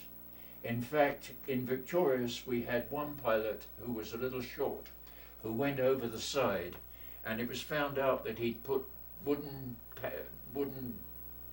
pads on the rudder pedals to reach them. This plane was designed for 6-footers. I later, after the war, but towards the end of the war, I flew the Spitfire, and that was designed for midgets. God, it was a tiny cockpit. But this was designed for big men. I'm going to change tapes here, so it's a good time to take a break if you guys want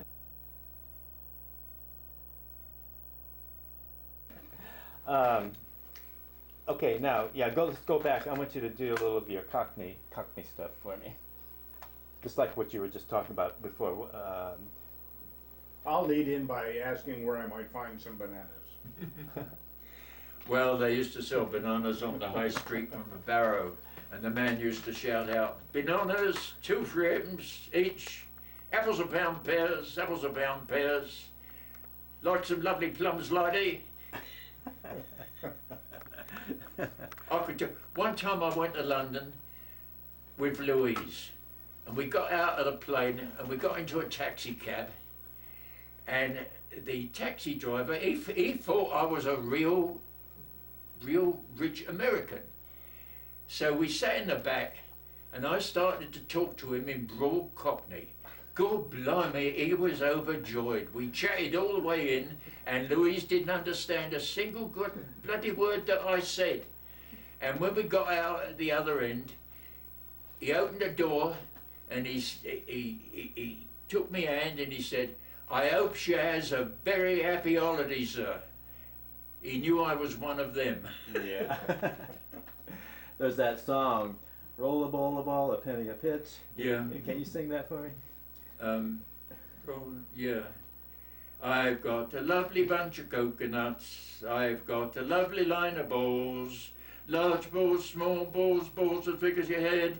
Twist 'em and give 'em a twist, a flick of your wrist, and fling 'em right over your head. Oh, I've got a lovely bunch of coconuts. I've got a lovely line of balls. There stands me wife, the idol of me life, singing roll a bowl, a bowl, a penny a pitch. Singing roll a bowl, a bowl, a penny a pitch. Singing roll a bowl, a bowl, a penny a pitch. There stands me wife, the idol of me life, singing roll a bowl, a penny a pitch. This relates to coconut shies. A coconut shy was at fairs. They had sticks with a little cup and a coconut on the top. And you got 3 balls for a penny, and if you hit the coconut and it fell off, you got it. Even if you had to hit it pretty hard, because they weren't very heavy balls. So that it all relates. It's a vulgar song because, you know, I got a lovely line of coconuts, I got a lovely line of balls. It's double entendre, but many things that the Cockneys said were double entendre. And there was a There was a Cockney language of its own. There was rhyming slang, which you probably heard about. You didn't say the word, you said, I'll have a butcher's at that, which meant I'll have a butcher's hook, which was a look. But you missed the second word off. If you went upstairs, you went up the apples and pears, but you didn't say pears, you said, I'm going up the apples. And there was tremendous number of words in rhyming slang, almost a separate language. And they dropped their H's? Oh yes. Are they the only ones? Was that just Cockney, or did Britons No, in general Cockneys. do that? My father never used an H in his life. His name was Herbert, and that was it. And I remember I said to my mother one time, I said, my father never said his, he always said he's. It's he's. And I said something and my mother said, you will say his. And I said, but Dad doesn't say it. And she said, he's your father, he can say what he likes, but you will say it properly. And I had to speak properly. I've gone downhill since. So there you were in Hawaii. Well, no. Well, let's okay. So you're ready to go to the Pacific. So how did you get there? We went to Norfolk. We got equipped. Went through the Panama Canal. Went to Pearl Harbor. Tell me a little bit about going through the canal. What was that like in those days? Well, it was the largest ship ever to go through. It only went through by inches, and it was incredible. To go through the Gatun Lakes in a massive aircraft carrier was really something. We managed to get ashore at Panama City, and the city at the other end, and I can't remember what it was called. And I was very young, very innocent, and I saw whole streets of hovels with a girl standing at the door, a bed inside, and a crucifix on the wall, and that was my first introduction to the other side of life. And I was a little bit put off. I don't think too much of Panama. I don't think too much of South America anyway, but Panama put me off. But it was a good experience. When we got to Pearl Harbor, we went ashore and spent a lot of time exercising. The thing I learned most at Pearl Harbor from my American friends was that gin and pineapple juice was just the stuff. And we consumed vast quantities of gin and pineapple juice. We were based at the big marine base, I can't think what it's called at the moment. Anyway, next door was the town of Ewa, Waipohu. Kaneohe, maybe? No, not Kaneohe, that was the army base. This was Barber's Point. Yes. And next door was a big sugar factory with two big chimneys. And one day we were all up and we formed line astern and we flew between the chimneys, which were only about 50 feet apart. And we thought, well, this is it, court-martial. And you know, the American senior officers were nice enough not to say anything. After all, we were going on to the Pacific and there was not much point in doing anything. But years later, when we went back to Hawaii, there was a little boy in a family I knew there who was about 7, and when we went back he was 60. And the first thing he said was, do you remember flying through the chimney stacks? So it obviously created quite an impression at Hawaii. One day the commander flying, who was the British equivalent of the air boss, said to me, supercilious sod, he said, oh Herbert, he said, I understand you haven't done a deck landing. I said, that's right, sir. He said, well, it's quite easy. He said, we'll put out tomorrow and you can do a few.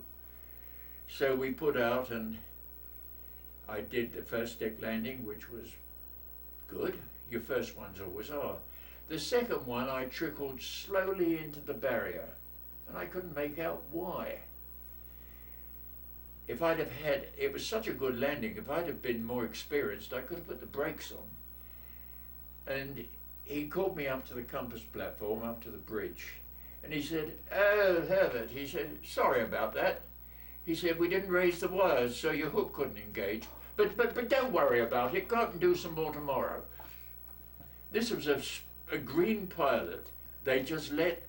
go into the barrier on his second deck landing. So I went up the next day and I did 4 more deck landings.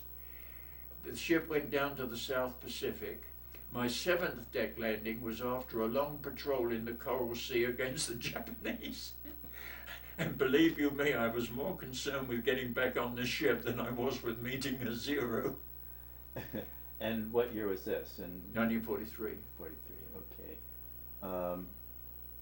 So Midway was in June of 42, so it's about a few months after the Battle of Midway, I guess, when you're going out. And were you by yourself, or were you in a group, or what? How do you mean? Your ship. Were you in a task force? Oh, no, we joined the U.S. South Pacific Fleet. There was battleships, the North Carolina, the Indiana. The only other carrier was the Saratoga. Many destroyers, of course, fleet supply ships. It was a big fleet. Now, who was overall in overall command of that? Well, the overall command of the Pacific was Chester Nimitz. Right. I don't remember the name of the admiral in charge of the fleet, but he was a hell of a good guy. Now, I understand that you had, like you had mentioned, you had steel decks. I believe the American carriers had wooden decks. Yes, they did. They were disastrous. Apparently, they could be a little faster because they weren't quite as heavy, but the Japanese, Well, that was the design. They designed them with wooden decks. When the British built their carriers, they built them with armoured decks. And later on, years after I had left Victorious, she was hit by kamikazes, which just bounced off. I know, that's what David said, because he was there. He broke his ankle. Kamikaze came down, he was trying to get out of the way and tripped over something and broke his ankle on the Victorious. But yeah, he said the same thing, they bounced off. Ours, they just go right through and explode. Yeah, and inside. We lost carriers, and we lost a lot of planes, and we lost a lot of people. Well, tell me some of your experiences out in the Pacific then, when you were out there with that group. Well, at one time, we went out to cover landings on Rendover Island and South Georgia, and did you had Wildcats? No Hellcats? No Hellcats. Wildcats and the bomber squadron had TBFs. Did you have any SBDs, dive bombers? No, they were in Saratoga had SBDs. And at one time we swapped planes, and for the first time an American air group landed on a British carrier. That had never been done before, and I photographed it all. And I have all the photographs. Oh. I have all the pictures. That's great. Well, if you don't mind, I'd like to have some to add to our story, because in addition to making the DVD for you, we're also going to transcribe it and put it in print form in our library too, and the DVD as well. So those pictures would be nice to have for people to look at. So at one time when we were at sea we steamed 12,000 miles, we were at sea for 31 days, supplied by fleet oilers and supplies. And it was interesting. We didn't see much action. It was really a good workup for 1944, where we saw a hell of a lot of action. Thank God the Japanese didn't come out in force, although I think we'd have acquitted ourselves very well, but we only had 2 carriers, and Victorious had 3 fighter squadrons, and I think Saratoga had 2 or 3. We didn't have that many, but I think we'd have acquitted ourselves well, but thank goodness we didn't have to prove it. One of the things I remember so clearly, when we got into harbour, I was a reserve officer, and all the flying crew were reserve officers, and the regular Navy, which we despised a bit, they took advantage of us. Whenever we got into harbour, the officer of the watch left, was all the reserve flying officers, and all the other guys went ashore. Well, I was officer of the watch, and the quarterdeck of a carrier is below the flight deck. And I realized that the officer of the watch had immense power. He had as much power as the captain. So I thought, what the hell? So we got a signal from the dock, which was about 5 miles down the inlet, from some senior officers, request boat. And there were about 4 boats hanging from the boom. And I said to the signalman, signal back, regret no boats available. He looked at me and he signaled it. And he said to me, we've got boats, sir. And I said, yeah, they're for the drunken fleet air arm guys when they come back tonight.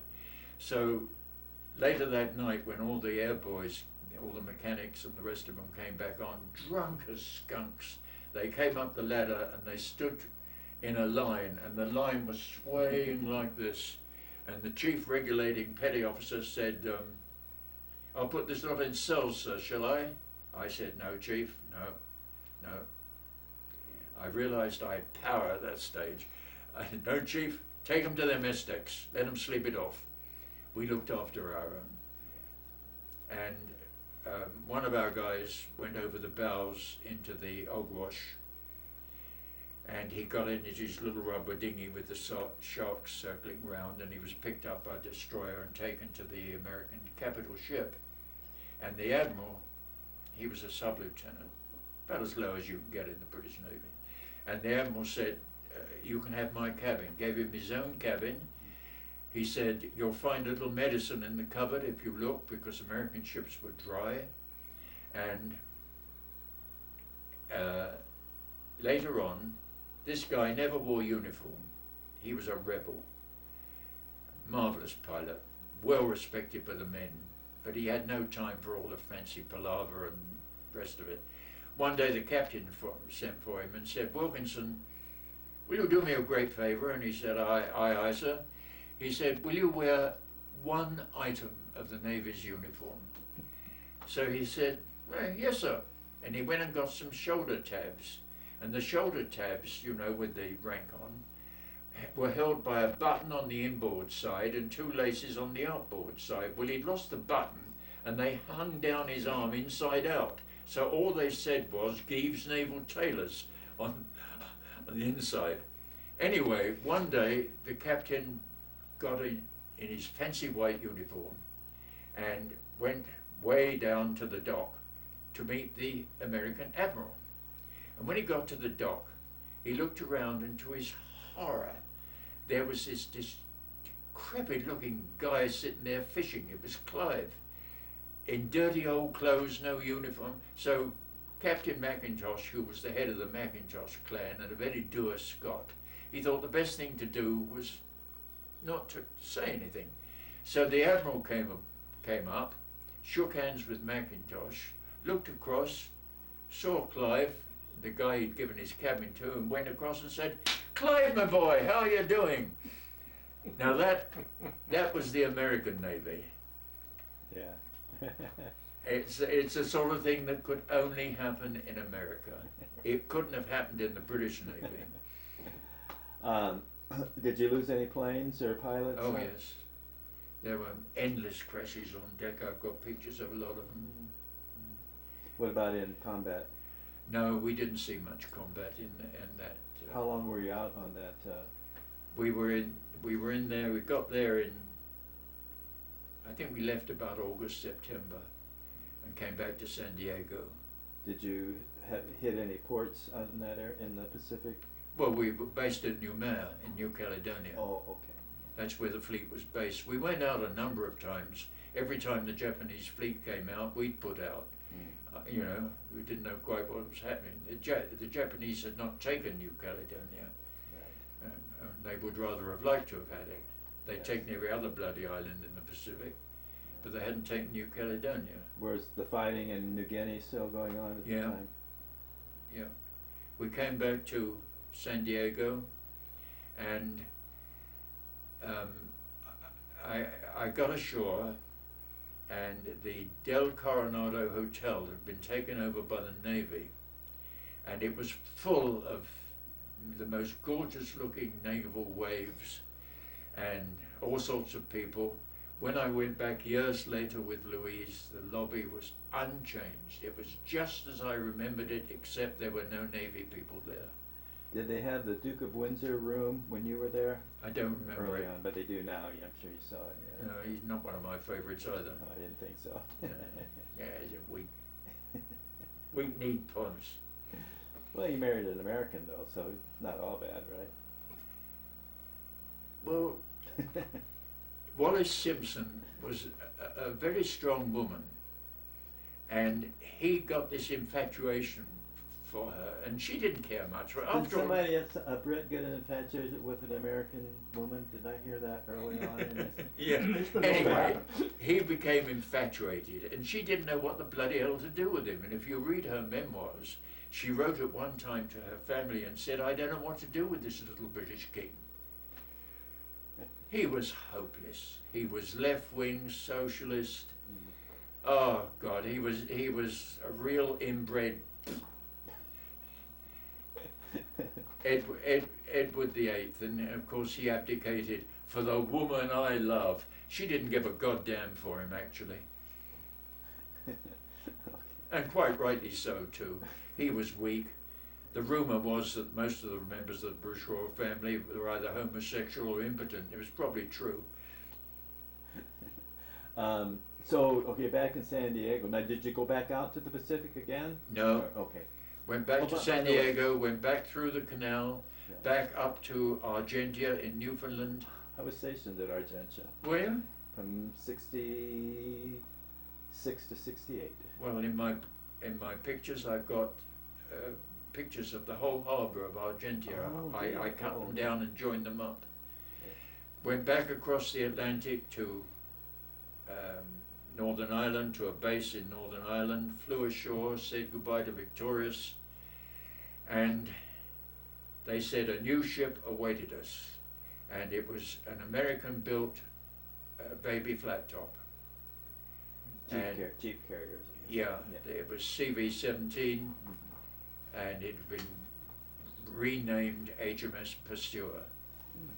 And I liked it from the word go. The flight deck was tiny, it was unseaworthy, it had one speed, fast, slow, and in between, 15 knots, that was it, one engine, but it was a good ship, and it Still flying Wildcats.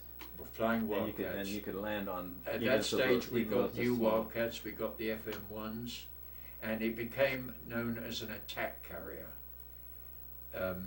We only had fighter planes on board, and we had bombs under the wings, of course. It became an attack carrier, and in the period of 9 months, in a navy that was very, very parsimonious about its awards, they considered normal bravery and gallantry was part of your everyday life. So in the British Navy you had to do something goddamn super to get aboard. But in a period of 9 months, the air people aboard Pursuer got 31 awards amongst 20 people. And we saw a great deal of action.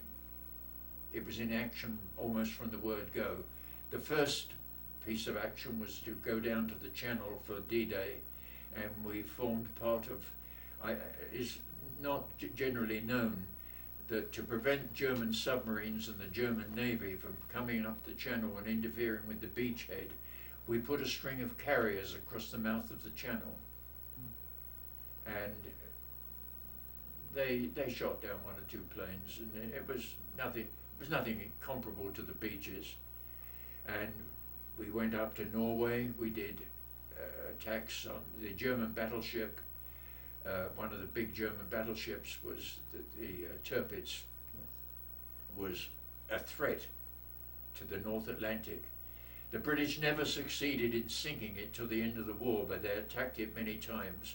It was in Alton Field, a big field about 200 miles long, and we mounted numerous raids against it and hit it, and basically it was never used again, but it was always a threat. So I was in the attack on the Tirpitz. I didn't do anything very much. I was fighter patrol over the fleet. And then we did a lot of raids on the Norwegian leads, the waterways between the mainland and the islands. And the Germans were shipping heavy water down because they were well advanced with their nuclear research. Very well advanced. They were almost onto the nuclear bomb. And what we would do, we'd send in the one of the other carriers with TBFs would send in and mine the leads, and that meant that all the ships coming down were blocked. And when we got enough ships blocked up, say a dozen, to make it worthwhile, a nice round dozen, we either sent a cruiser in and sunk them all with gunfire, or we went in and sunk them with bombs. Let's take a time out here for just a second. Are the girls here? Louise's family are the most patriotic, or they're all dead now, but the most patriotic Americans you could ever imagine. Well, you were saying because they had you Brits or whoever was there come over for, was it New Year's? They had virtually open house for the base. Yeah. Anybody could come in. Well, what did her father do? He was, strange enough, they were all German. Germans married Germans, married Germans. Two brothers married two sisters. There was no other nationality in the entire family. And the Germans made goddamn good Americans. And they were very patriotic. And he was a butcher and ran butchers. He had butchers' shops. They were, I laugh because Louise was quite well to do, and they had fancy cars and everything else, and I came from the arse end of London. So we come from opposite ends of life. Yes, well, it looked like the twain met. Okay, so you see, the last thing we were talking about how you guys were hitting the Tirpitz and kind of kept her bottled up. And there were various raids on Norway, and after the south of France and Aegean, we went back to Norway again. The thing about Norway was that the Germans were very strong. They had good defences, they had fighter squadrons there, and if you landed in the water, you had less than 5 minutes. There were no helicopters in those days, so if you landed in the water, and even if you got in your little rubber dinghy, you were dead within 5 minutes of hypothermia. At one stage, the Germans came on our wavelength, our radio, and a German speaking perfect English said, oh, red leader, vector so-and-so, steering us towards where the Germans were waiting. And there was a short pause, and our fighter direction officer was from Canada. And there was a short pause, and he came on, he said, fellows, ignore anything not in a Canadian accent. The Germans hadn't worked that one out. Oh, yeah. They spoke perfect English, but they couldn't do a Canadian accent. Yeah. But the real fun started when we got to the south of France. Is that on? Yeah, it is. Oh, Yeah. the south of France invasion. Well, I'll tell you what, I'm gonna turn it on. Let's hope that the girls, I think, are coming in now. Okay. Anyway, we got to the south of France. There was a massive fleet at the south of France, 9 aircraft carriers, 7 British and 2 American, doing ground attack work, easing the Germans out. It was basically anti-tank, anti-army, bombing and machine gunning. And on the first day, which was the 14th of August, was when I got hit. Oh, yeah. On the front at Cannes, where a certain Obama has just been to meet the G20, but on the front at Cannes was a big hotel occupied by the Gestapo. So we knew this. So we came in and we fired bursts through the windows. They all ran down into their big Mercedes, which were parked outside, and drove off at high speed up the road, which was just what we wanted, because we picked them off and blew them up one by one. So in one fell swoop on the 14th, we got rid of the entire Gestapo, which was not bad. The rest of it, the anti-aircraft fire was very accurate. We got hit. The American carrier, I think it was the Tulagi, on their first day, none of their planes came back. I got hit on very nearly every flight, but always got back. I'm just a lucky son of a bitch. Where was most of your battle damage? all over. The plane got Yeah. little holes like that, big holes and small holes, holes from this big to this big, peppered. Yeah. But it was interesting.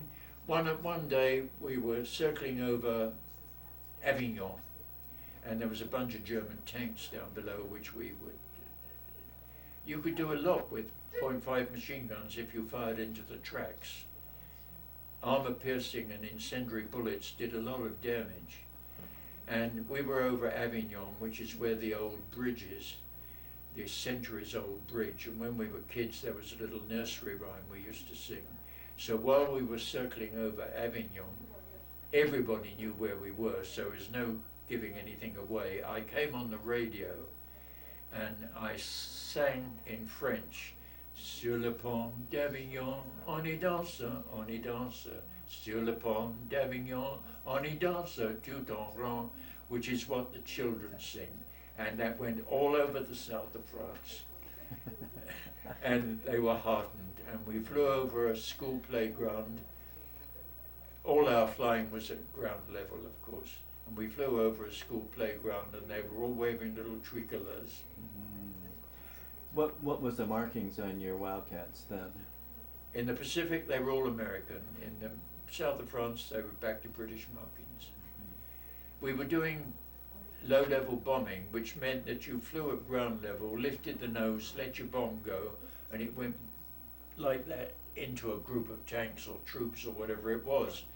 The disadvantage was that you flew through your bomb burst, and at the end of a bomb is a little propeller which revolves and arms the bomb. It puts the fuse in line. And here's the propeller from one of my bombs that was removed from the fuselage of my airplane, which shows you how near the bomb burst I was. At one stage, I came back to the ship and they waved me off. I went round, that was funny. I went round again, they waved me off again. After a couple more times, they broke radio silence and said, "You've got a hung-up bomb. Go to the landing strip." Well, this was the first day of the invasion, and they had put a bulldozer through a vineyard to make a tiny little landing strip. Very, very tiny. Dirt, of course. So I went back, and being a carrier pilot, landing strip being small didn't make too much difference, so I landed. And I was right in the middle of a bloody invasion. There were machine guns going off, and there was bombs and bangs and all sorts of things. I thought, I'm a place to be. So I got out the plane, and there was a field next door. So I walked up the field, and there were about 4 RAF guys sitting in a circle. I said, "What are you guys doing here?" They said, "We're waiting for the first airfield to be taken so we can start getting it ready for planes to move in." I said, "Any one of you an armourer?" And one guy said, "I am." I said, "Good. Come with me." So we went back to the plane, and I said, "I've got this hung-up bomb." He said, "Is it fused?" I said, "I don't know. I don't deal with the technical side, I just drop them." So we diggled with a screwdriver, and it went with a thud onto the dirt. Obviously, it didn't go off. So he took the fin off, and the fins are made of tin, they just unclip. And he said, "Does it have any anti-tampering devices on it? You know, the Germans and the British, if you unscrewed the end, it would go off." I said, "I don't know, I haven't the faintest idea, I doubt it." He said, "Well, let's try it." So he unscrewed the end, and inside was the fuse, and a fuse is about as long as that, thick as a pencil, with a little disc on the end. And when the propeller turns and the hammer lines up with that disc, it hits that disc. The pencil is high explosive and it sets the main bomb off. He said, "We've got to get the fuse out." He said, "Do you have a fuse remover?" And I said, "Oh, don't be fucking silly. Do I have a fuse?" He said, "Well, let's see if we can get it out with a couple of tweaks." So we went over to the hedge, and meanwhile there's fighting going on in the next field, and we got a couple of twigs, and we poked them down the bomb, and got this, and he said, now don't poke it too hard because it'll go off. So we pulled it out, and we got it out, and we chucked it across the field, and then he said, what do we do with this? It's a bloody great bomb. I said, I don't know, let's roll it in the ditch. So we rolled it into the nearest ditch. Then I said, have you guys got any gasoline? Because I'm out. I've been circling around and my tanks are empty. I only just made it. He said, well, we've probably got about a couple of jerry cans. I said, good, it's mine. Let's get it in the plane. We didn't have a funnel, so it went all over the place. And I went back and I got the engine started, went back to the end of this little strip. But before I did, the grapes were all ripe. They were wine grapes, but they looked pretty nice. So I opened up the radio compartment, I spread my map inside, and I went round the vineyard and I picked about 20 pounds of grapes, and I put them in the back. And I got off all right, obviously, and got back to the ship, and on the dinner menu that night was French grapes. And the map that I put them in is over there.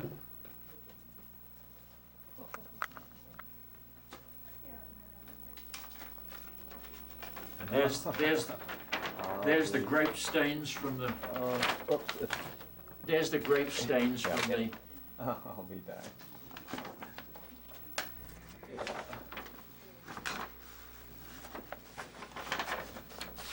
Yeah.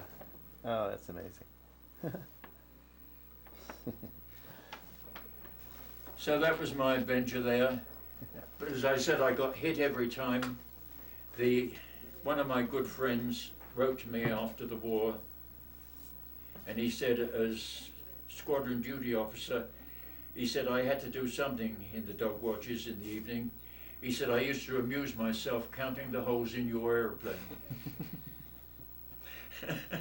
It was a standing joke. How many holes did I come back with, you know? But Have any ideas of how many sorties you went on? didn't count them. You didn't count sorties in those days. You did a job. It was a job you did. Nowadays they count sorties and all sorts of things. But it's peacetime now, so. As the Americans moved up and took Paris and went on up to the Bulge and stuff, what were you doing during that time? Well, the American army was moving up from the south, so we were going in front of them, easing their way by shooting up the troops and the tanks and so on. Yeah. And when they had advanced and they took Marseille, they were advancing to the west too, then we left and we went back to Egypt. And then after that we went up into the Aegean, and that was called Operation Outing. And I thought, well, of all the operations I did, I can't tell you about all of them, there were so many, but Operation Outing, I'll give you a day-by-day description if you would like. Sure. Okay.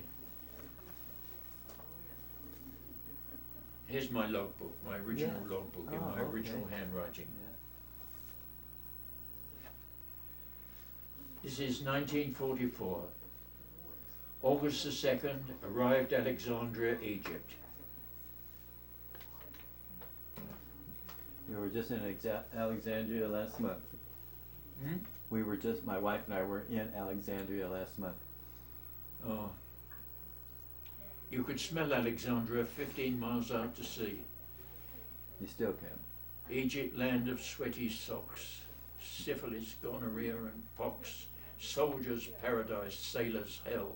Egypt, fare thee fucking well.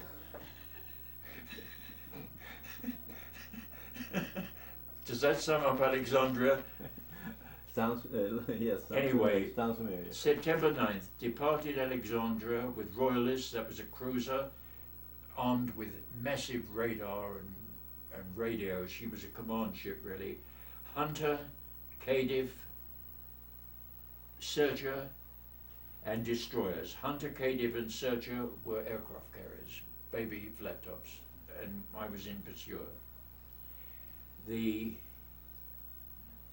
10th to the 15th, in position 10 to 40 miles off of south coast of Crete. 12th to the 13th, night sorties by royalists and destroyers into the Aegean Sea, north of Crete. And there's a list of all the ships they sunk.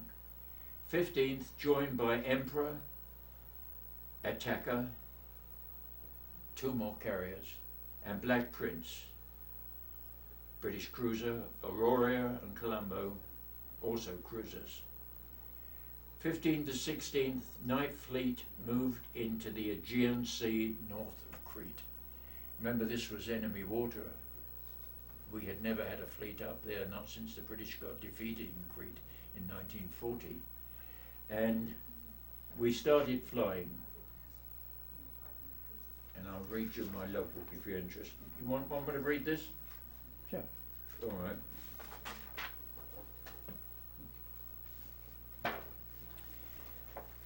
Anti-shipping reconnaissance from base 40 miles north of east end of Crete. Carnia, Crete, Milos, Kimolos, it's all on the map there. Foligandros, and a few other places. Dive bombing and strafing of kikes at Kimonos Island, at least 4 sunk and badly damaged. Light inaccurate flak from Milos Island. The next day, armed reconnaissance from base is the ship of course, to Tira Island. Tira Island, interestingly enough, is now reckoned to be Atlantis. Oh. Heraklion and Nepolis, Crete. Base, dive bombed and strafed 2 large and several smaller kikes at Tira Island and one set on fire amidships. Others damaged, slight inaccurate flak from the Heraklion area. Strafed enemy motor transport convoy of over 50 vehicles, including ammunition and petrol lorries. Petrol's the old British word for gasoline. On road running east from Heraklion. At least 30 set on fire or blown up, and many others badly damaged. And lorries or trucks? Yeah, that's right. Returned to base when no ammunition left, and I have camera gun pictures of it. Oh. And what we did, we saw this huge convoy of German army, well armed too, with anti-aircraft guns. So you blew up the first one. You blew up the last one, so they couldn't turn around and go back. And then we did figure 8s, and on each turn of the figure 8 we blew up another truck. And their firing was extremely accurate, and they knew how to lay off ahead of a plane so that they would get you. So what you did, you had a little dodge up your sleeve, which I learned at Pensacola. Instead of flying in like that, where they could shoot ahead of you like that, you skidded in sideways. So they were firing ahead of you there, but you were actually flying like this, and at the last minute you straightened up, gave a burst and blew them to Kingdom Come. And at one stage, a whole batch of them got out of their trucks and started running across a bare field. There must have been 100 of them all running across. So I went down to ground level, and I started at one end and I shot the bloody lot of them. I thought, fucking Germans shouldn't be in Crete. They've done enough damage to the world, they've killed enough Jews, they've done enough harm. I had no compunction. I've never lost a night's sleep. When did you first realize that the Germans were killing the Jews in their concentration camps and everything? In 1938, prior to the war, the British Foreign Office published a pamphlet called The Treatment of German Nationals in Germany. It was 3 pennies it cost, which was all I had. And I sent my 3 pennies in and I read it. And it was the first start of the camps. And then later on, as an officer in the Navy, I had intelligence reports and I knew all about Belsen, Auschwitz, Auschwitz, and all the other camps, and I knew exactly what was going on. I knew what going up the chimney meant. I knew the whole thing, so I had no compunction whatsoever. I wanted to ask you a question. We Americans kind of idolize George Patton. I assume the British do Montgomery, but they were somewhat protagonists, although they were allies. Do you have a particular side you would come down on, or a comparison between the two? Patton was a good guy. I liked Patton. He called a spade a spade. He called a spade a fucking shovel. That was Patton. Montgomery, aesthetic, Bible puncher, high-pitched voice, a great general undoubtedly, but a very difficult character to get along with. How the Americans stood him, I don't know, but he was a good general. He knew what the hell he was doing. He won the Battle of Alamein with American tanks, by the way. Yeah, you shouldn't the Americans were, because he was dragging his feet, but he was marshaling his forces, so he had overwhelming power, I guess, before That's he went right. to battle, where Patton would just go hell-bent. I like right away. Patton. But we all did. Yeah, There's a story of Montgomery addressing his troops in Alamein, and he had a high-pitched voice, and the Women's Army was the WAF, Women's Auxiliary, WACS, Women's Auxiliary Army Corps, and he was talking to the troops, and he said, where would I be without my sergeants? Where would I be without my corporals? Where would I be without my privates? And a voice from the back said, in the WACS.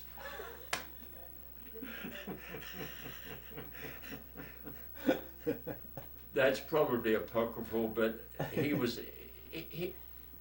a good general, but not a likable character. I haven't got too much time for Bible punchers.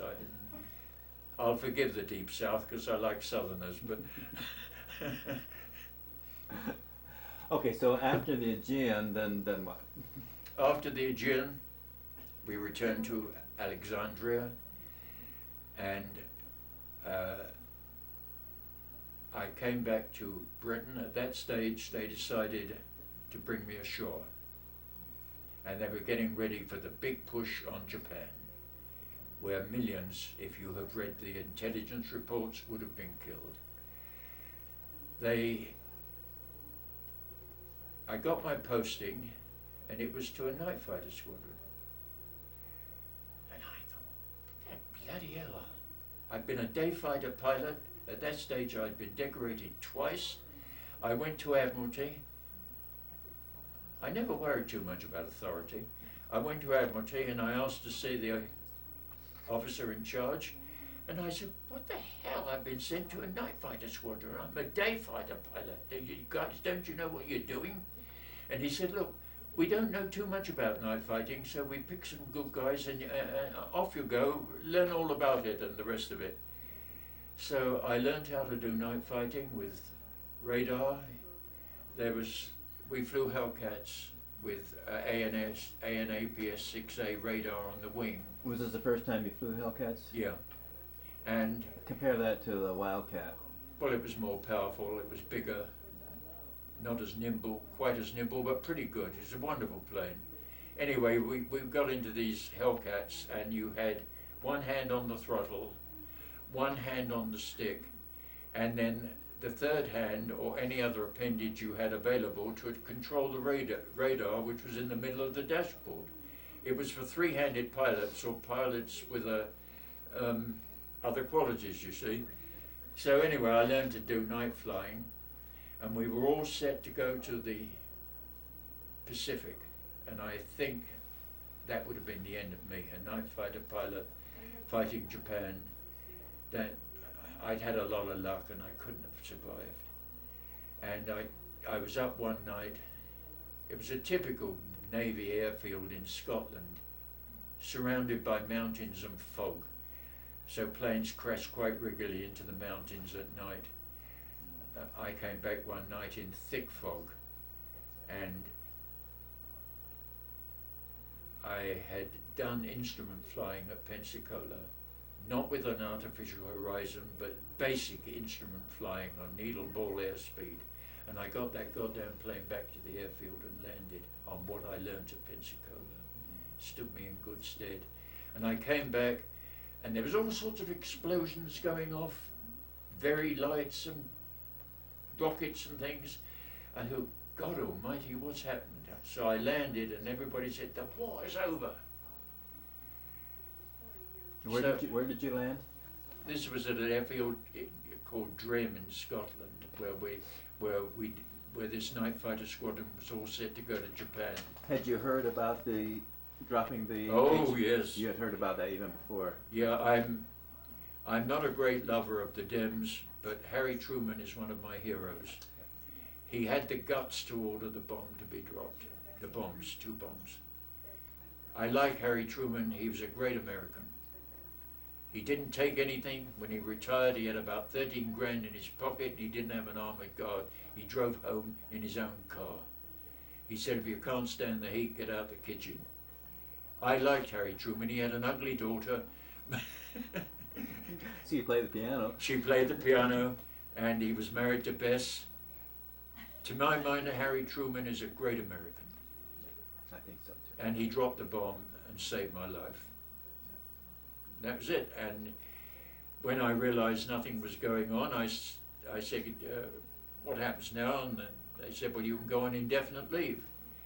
So I had 6 weeks accumulated leave from my war service. But life was going to be pretty bloody difficult in England because all the towns were destroyed, the businesses were destroyed. So I went straight back to the office, straight back to work. I didn't take my leave. And I did one of the most foolish things I have ever done in my life. They continued to send me my pay. And I'm working away merrily. I wasn't getting paid much by the commercial union, but I was getting paid. And the months went by, and I thought, what the hell?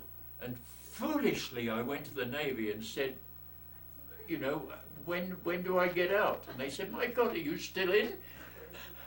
You know, I could have been paid to this day if I had never opened my mouth. Had you thought at all about staying in to make it a career? They made good offers. Most of those who stayed in made commander, 1 or 2 made admiral. No, I didn't want to be a naval officer.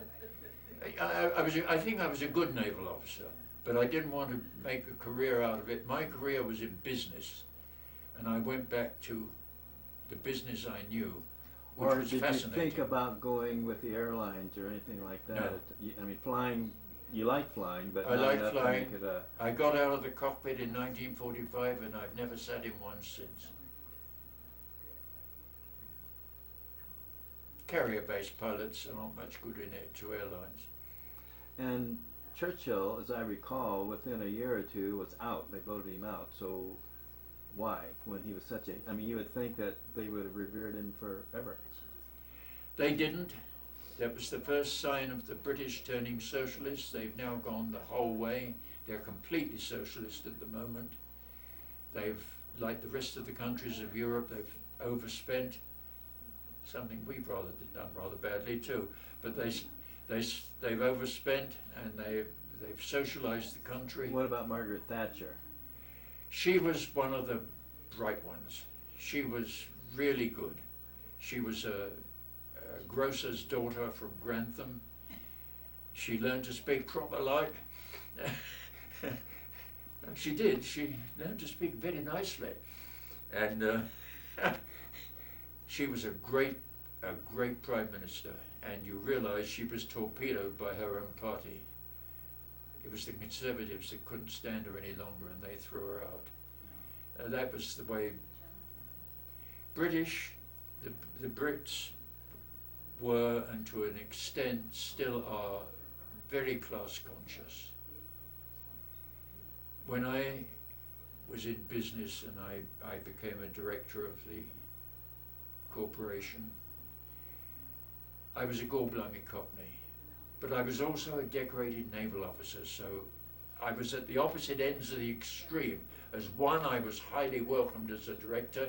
At the other, how the hell did I get there? And when I retired, it was rather nice. I ran that board. I'm a very outgoing son of a bitch when it comes to running things. And believe you me, directors of corporations are not all that bright. And I used to put them in their place. And when I left, I particularly tore shit out the Australian director. And when I retired, he wrote me a very nice letter. And he said, we have lost the conscience of the board, which I thought was very nice. And the other guy I tore shit out was the South African director. I told him he couldn't run a grocery store. And he gave me a pair of gold cufflinks with gold Kruger runs in, which were in the other room. So it didn't work out too badly. And in those days, in Lloyd's has a tradition, as you know, going back centuries. And honour amongst businessmen was paramount. It's not anymore, but it was then. And I met one of the senior underwriters at Lloyd's who had also been a Cockney. He'd been a boot black boy, if you know what a boot black boy is, a boot shiner. Yeah. And one day, one of his customers said, you're a bright boy, would you like to work at Lloyd's? And it was the chairman of Lloyd's. And he said, yes, sir. He said, be at my office Monday morning, wear clean clothes. And he became one of the senior underwriters at Lloyd's. And he said to me one time, John, you don't let me down, I will never let you down. And we did things on a handshake. I had a client, I had big clients, all the big accounting firms, Arthur Anderson, Lehman Brothers, all Wall Street firms. I was heavily involved in US finance. And one of my clients was a real son of a bitch called, God, what are those candy bars called? Mars bars, Forest Mars. Forest Mars was a real sod. And he phoned me one Sunday and he said, I bought a racehorse, paid $7 million for it. And I said, well, congratulations, Forrest, you know. This was at home. He said, well, I want it insured. I said, Forrest, it's Sunday. He said, that's your problem. And that's how he was. So I got on the phone, I phoned one of the leading underwriters at his home in Sussex and said, will you hold covered? And hold covered in those days was your bond. Nothing in writing. If there'd been a loss, they would have paid it in its entirety. And I got him held covered. And I went back to Forrest. He didn't bat a bloody eyelid. He said, hey, I see you can do it. Okay, well, let me back up a little bit. Okay, so when you got out, you went back to the same company you were working for before, yes. Which again was? The Commercial Union Group. Okay, so then how did you get involved with Lloyd's? Well, they sent me to Canada I asked to go to the States because where I really wanted to go was the States, but I couldn't get into the States, so they did the next best thing. They sent me to Canada with a view to becoming the next manager for Canada, which wouldn't have been a bad job. Could you take that, dear? Yes, dear. It gets recorded. And where were you living in Canada? In Montreal. Okay. And the current manager for Canada was an effete Englishman with a fancy accent who didn't impress me one little bit. If you wanted to impress anybody in England in those days, you talked with a fancy accent, you know, just like that. Hello, chap. Oh, that sort of thing. There's restrictions in the throat, you know. And he was a clot. So one day I went into his office and I said, I wouldn't trust you to run a whelk stall. That's a fish stall. You can't run this place. I'm out. And he was aghast. And I'd come out under the auspices of the chairman of the entire group, who thought I was, well, when I met the chair, go backing up a bit, I met the chairman before I came out. And he said, what do you want to do? I said, well, there's only one job in this group worth having, and that's yours. He didn't bat an eyelid. I meant it. And I said, if I'm to have your job, I want to go overseas. And I don't mean Singapore, where you drink gin and play tennis and British clubs and rest of it. I want to go where the money is. I want to go to the United States. I want to go to North America. He said, certainly. And within a matter of weeks, I was traveling first class on an ocean liner to North America. So I was under his auspices, and he was a bit shattered when I left. And there was a young firm at Lloyd's, very up and coming, which had just opened a small Montreal office. And they were very glad to have me. They offered me a job. I had a rule of thumb, I wouldn't leave for anything less than a 50% increase in salary, which I did. And at the time I joined them, their revenue was about 50,000, not their profit, their revenue. When I left 30 years later, their revenue was many, many millions of dollars. The staff was numbered in the hundreds. Did you join them in Montreal? I joined them in Montreal, but I worked in the States. All of my customers were Americans. Okay. But you lived in Montreal all that time? Yeah, until we got thrown out by the French Revolution when the nationalists took over and made French the official language and you couldn't speak English. And I had to move to Toronto. Okay. So you didn't come to the States until you retired? That's right. Well, soon after I arrived in Montreal, I decided I didn't like it. I didn't get too much for Canadians. They're very nice people, by the way, but they were a little anti-American, and to put it mildly, I was somewhat pro-American. So I remember one time I was in the elevator and they were all nattering away about the Americans threatening to take over the St. Lawrence Seaway. And I said in a very loud voice, I think we should put Marines on the Seaway. And a voice said, that's right. And then somebody said, but we don't have any Marines. I said, you're damn right, I mean American Marines. He said nattering. I hadn't heard that word since Spiro Agnew talked about the nattering nabobs of negativity. Yeah, nattering. Nattering, yeah. But anyway, that was that. It was interesting. I was involved in every big financial crisis in the States over a period of 30 years, right up to Arthur Anderson were one of my big clients. I knew them well. I knew the heads of all the firms. I had a lot of industrial clients. I insured the first nuclear reactor in the United States. It was interesting. It was damned hard work. It was Monday to Sunday, 12 hours a day. Did you do much traveling to the Yeah, States? all over the States. So you got to see the country pretty much. Yeah, I didn't get to Alaska.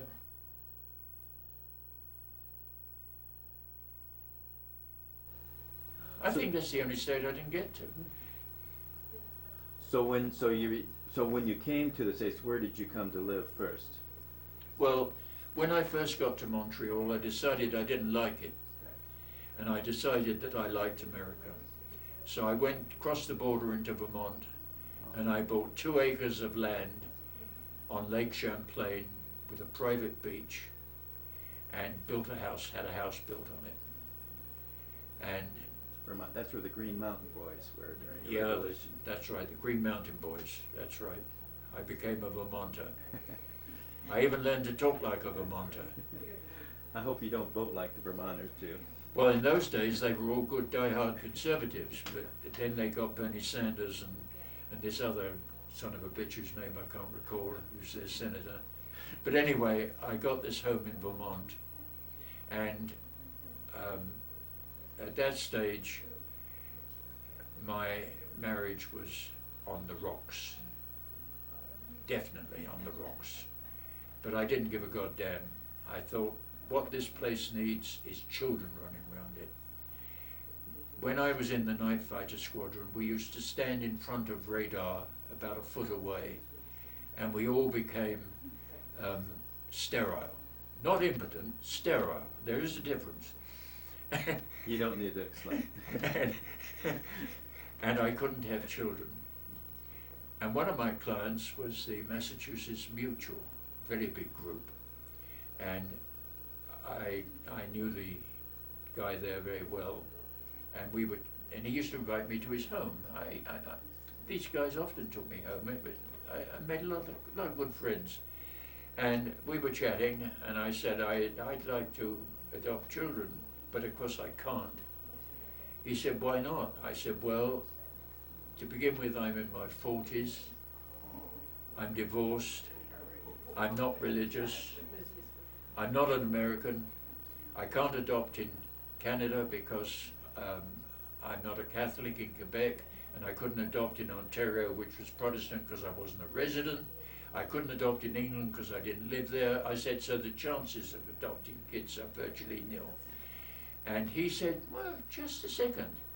He said, we've got a law department upstairs and a senior lawyer. He said, we've got 30 lawyers upstairs with nothing to do.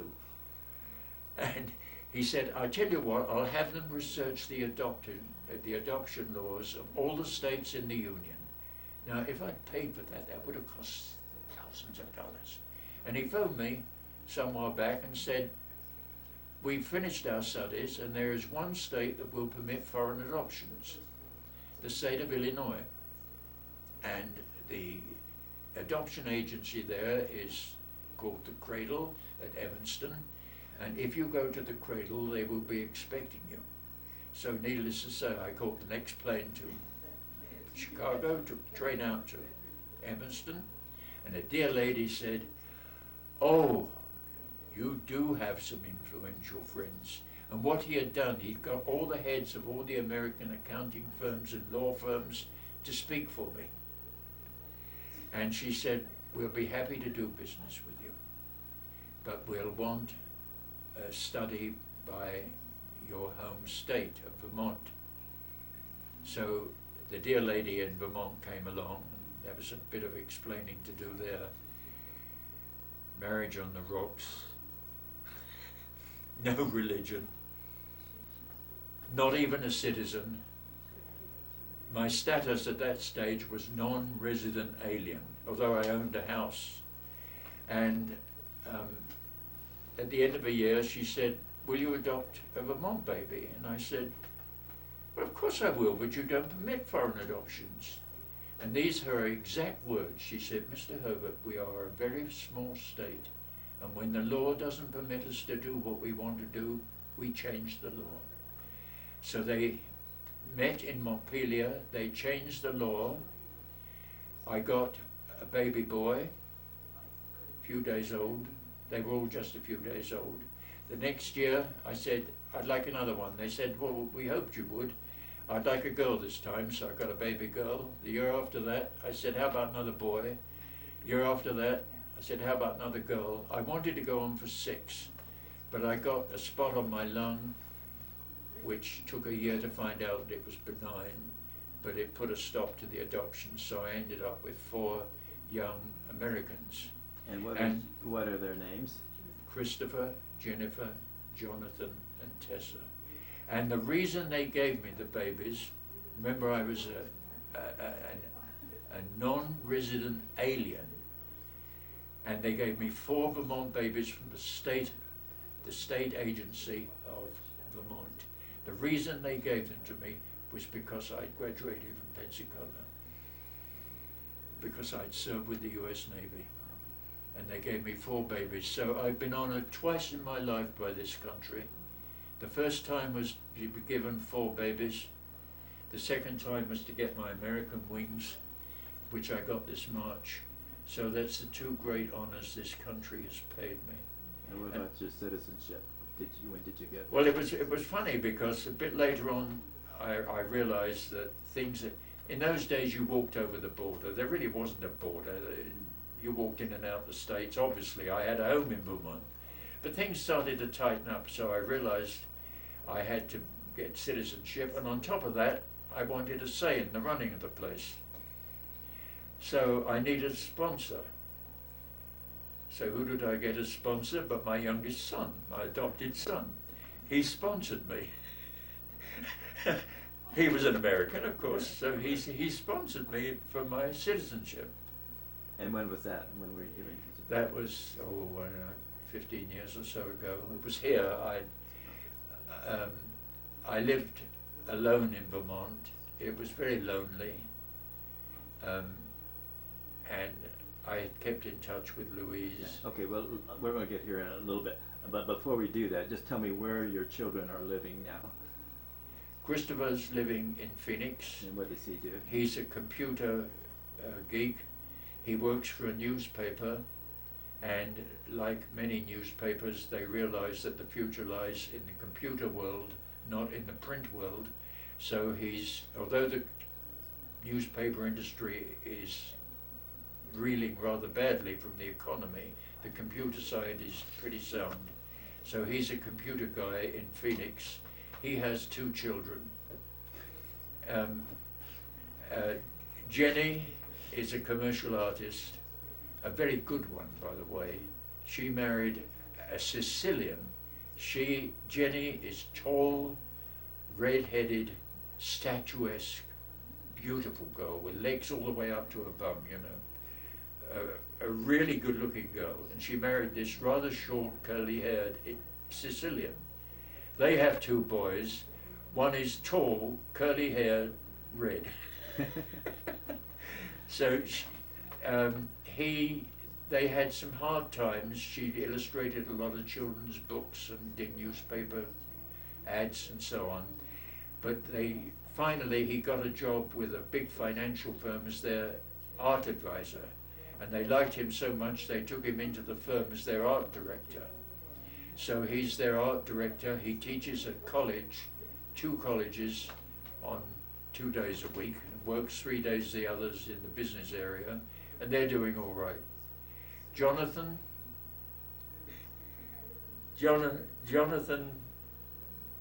is the only one. The others are Anglo-Saxon. Jonathan is of Portuguese origin. And it was very funny, because when they were about 30, I gave them their adoption papers, which had the original name on.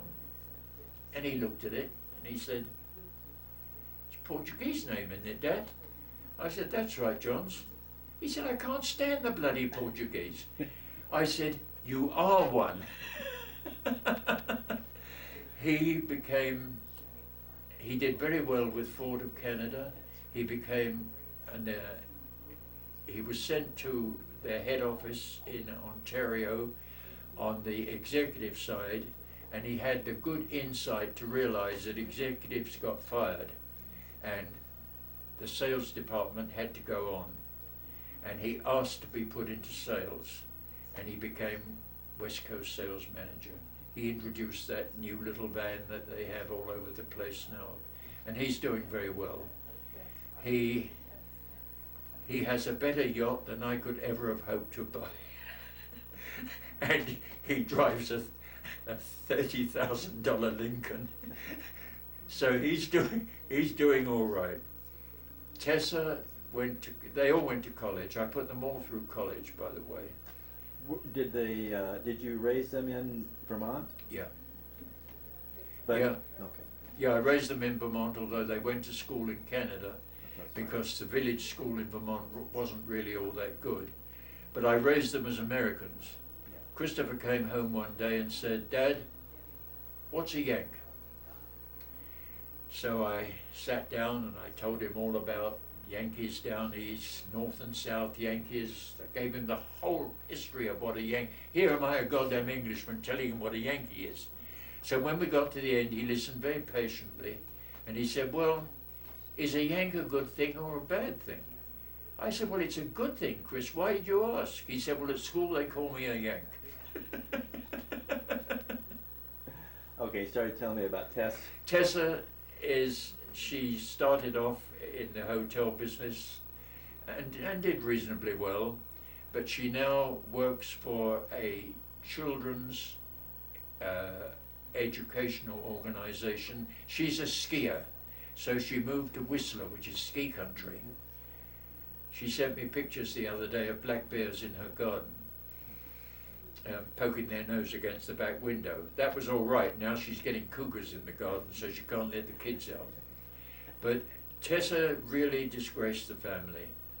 Jenny married a Sicilian. Christopher married a Canadian. Jonathan married a Finnish girl, by the way, a nice Finnish girl. But Tessa disgraced the family. She married a goddamn Englishman. They are very happy. They have 2 children. They spend a lot of time skiing and doing all the things one does in Whistler. And she's doing reasonably well. I brought them up on basics, never to lie. Their word is their bond. I remember Krista was telling me a tale one time, and I said, Chris, do you give me your word on that? And he said, hey, Dad, that's not fair. They've been good kids. And this June, Tessa, who is the organizer, got them all together, and they rented a house in Anaheim near Disneyland. They all came down with the grandchildren, so Louise and I didn't have to do anything except go over there and enjoy ourselves. And we had a wonderful 3 or 4 days of celebration. They love Louise. They call Louise their grandmother. Speaking of that young lady, Bill, could you go escort her in? I would be honored. Okay.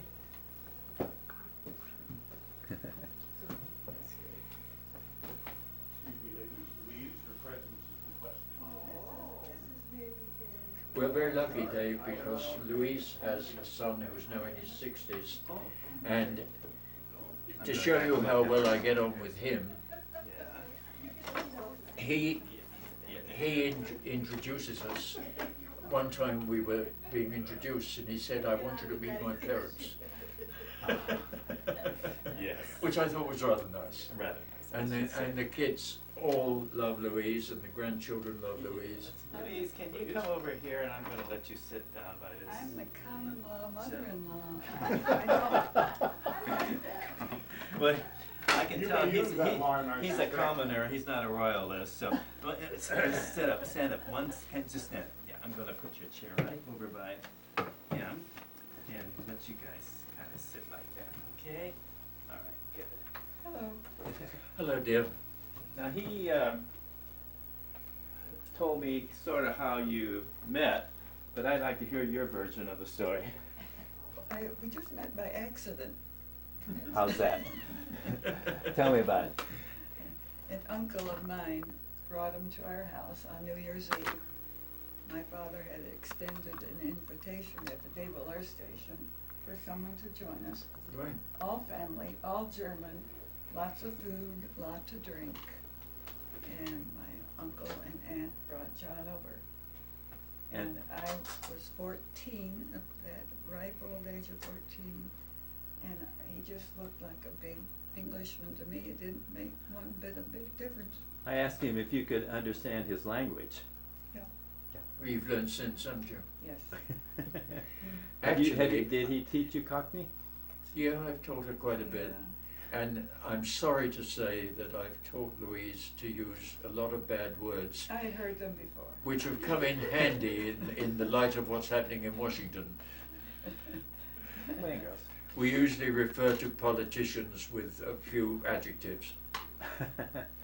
Why don't you let the girls sit over there on those 2 chairs? They can listen. Incidentally, her mother took photographs of the day we met. And everybody in those photographs, every single person, every member of the family except for Louise and me is dead. They've all gone. We're bloody survivors, aren't we, dear? Yes, and we're very stubborn. They're not going to go for a while.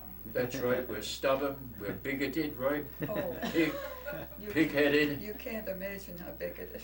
Now, he said that he called you a few years later, and tell me about that, when the next time you really heard. Although he said that you had contact over the years somewhat. 1983 we met again, right? But we kept in touch. What was the name of the restaurant we went to? Perino's. Perino's. I wanted to impress this lady I hadn't met for 40 years, so I said, what's the best restaurant in Los Angeles? Money, no object. Wow. And they said, well, Perino's. So I invited her to Perino's. And I waited outside the hotel. Her car drew up. She got out, She was in a most elegant St. John outfit. Louise always dresses elegantly with a single string of pearls, and she looked gorgeous. Old. No, she was only in her 50s. She was in her prime. She looked bloody marvelous, and I was smitten. And she drove me around California for a few days, didn't you? Mm-hmm. And With a stick shift in the car. How about that? Oh, yes. and Okay. from there on, we started visiting each other, didn't we? Year after year, Year after year. And where were you living? You were living in LA somewhere? right here.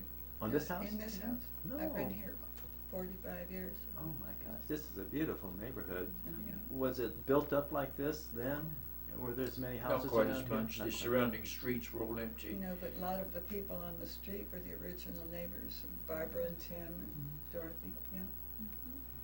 In 1988, we had a big reunion at Pensacola of former pupils, and I was visiting my brother in Vancouver, and I told him, he said, "Who you going with?" I said, "Well, I don't know anybody. You know, I'm on my own." He said, "Well, you've been seeing a lot of Louise. Why don't you ask her?" I said, "Oh, she wouldn't come to Pensacola." He said, "Well, ask her." So I summed up courage and said, "Would you come to Pensacola?" And she said, "Yes." I had nothing to do that week. And she came to Pensacola. The horses were not running that week. The Admiral turned up trumps. He threw a magnificent ball. He had a big band playing 1940s music. We had a superb dinner. Do you know the museum at Pensacola with all the airplanes, 100 airplanes, and a big central hall? They put a red carpet from the entrance down the hall. We walked down the red carpet with the Admiral at the end, and he shook our hands and said, "Welcome back to Pensacola, sir." And I thought, 40 bloody years for an Admiral to call me sir. And we had a wonderful time. That was our first visit to Pensacola. We went back a number of times after that. And each time we were treated like royalty, weren't we, dear? Very well taken Yeah. care of. So, Very He told me about his 4 adopted children and mentioned that you have a son. one Tell son. me a little bit about him. What's his name and where is he and what does he do? He is one of the single men in America with lovely girlfriends, but no marriage plans. you one of the sensible guys. He went to USC, graduated, went back for his master's, graduated and went to Saudi Arabia for 2 years. Then came back to this place looking for a job. Now he's living in San Francisco. He's a manager, auditor of a big hotel. That's a bit of an understatement because he has his master's, and the hotel chain quickly realized that he had quite good capabilities. So every time they ran into a problem, financial or otherwise, in their, I think we've got 8 or 9 hotels in Well, with apartments 23. 23 in Yeah. San Francisco. He became the general factotum looking after that lot. So he has a very interesting life. He only mixes with conservatives. In San Francisco, they're kind of hard to find, aren't they? I know, but he introduced us to the Fior d'Italia, which is the finest Italian restaurant in this country, and the owner is not an Italian, but his name is Bob Larive. Bob Larive is one of the greatest Americans you could meet. His restaurant seats hundreds. It's a big restaurant. It is open to any serviceman in the United States. And on Fleet Week, when the fleet's in, he has hundreds of people. He gives them all a free dinner, free wine. That's it. His son is an officer in the Air Force. Mm-hmm. He's a great American. He was mentioning about your son. He was here, I don't know when you said he was, but he was mentioning to you, he's talking about how he gets along so well with him. Yeah, and we all get along. Yeah. Get along. I told him how Quinn introduced us as meet my parents. That was funny, wasn't it? Yeah. That's And the nice. girls at the hotel think I'm fine because I send them cupcakes sometimes, the whole group up there. And, okay, and so, what do you guys do to occupy your time, or what have you done since you've been together out here and stuff? We listened to music a great deal. We had seats at the Hollywood Bowl. We had a box at the Hollywood Bowl until a couple of years ago when we found that traveling into Los Angeles was difficult. And we had season's tickets at the opera, and we went to concerts. We like classical music, but Louise also likes jazz, by the way. So we cover both sides. The last couple of years, I've been not very mobile. My legs have got a bit weaker. I've got spinal stenosis, and it weakens the legs, and we really can't travel very far. So what do now? We listen to recorded music, don't we? A lot of it. We commiserate with each other over the breakfast table. Go to a few good restaurants. A few We can good restaurants. We can still maneuver.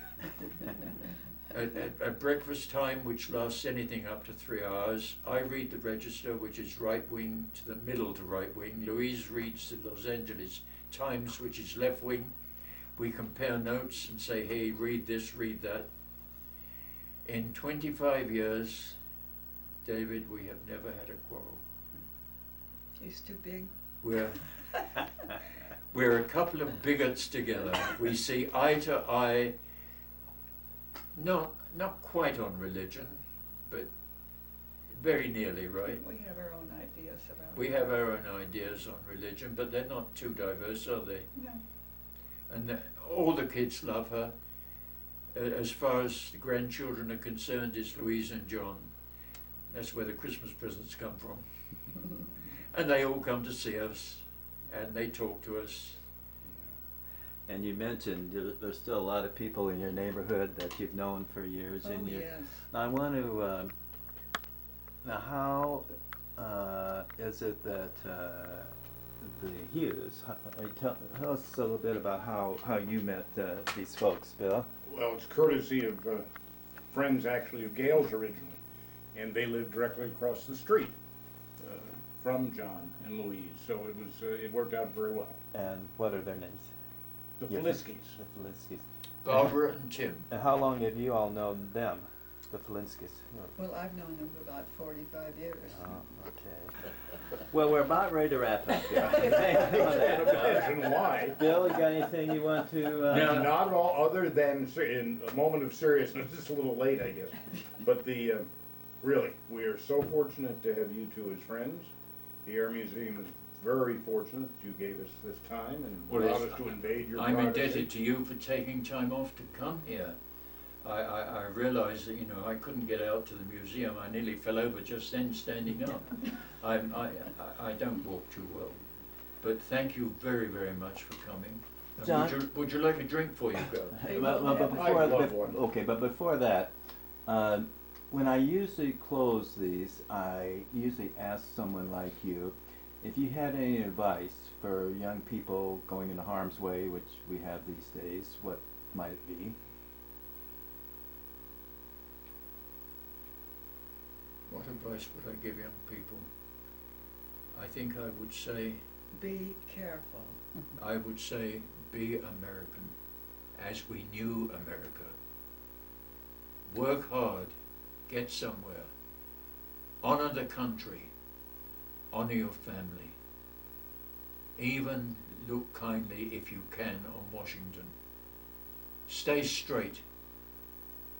Get back to America, not as it was. A lot of things were bad, poverty and so on, but get back to the American standard of conduct. American morals. I don't mean sexual morals, I mean American morality as we knew it. When Americans were Americans. There are a lot left. They're all around this table today, and there are quite a few more. But unfortunately, we're getting down to the point where we're a little less than 50%, and the guys with their hands out are starting to take over, and that we've got to fight.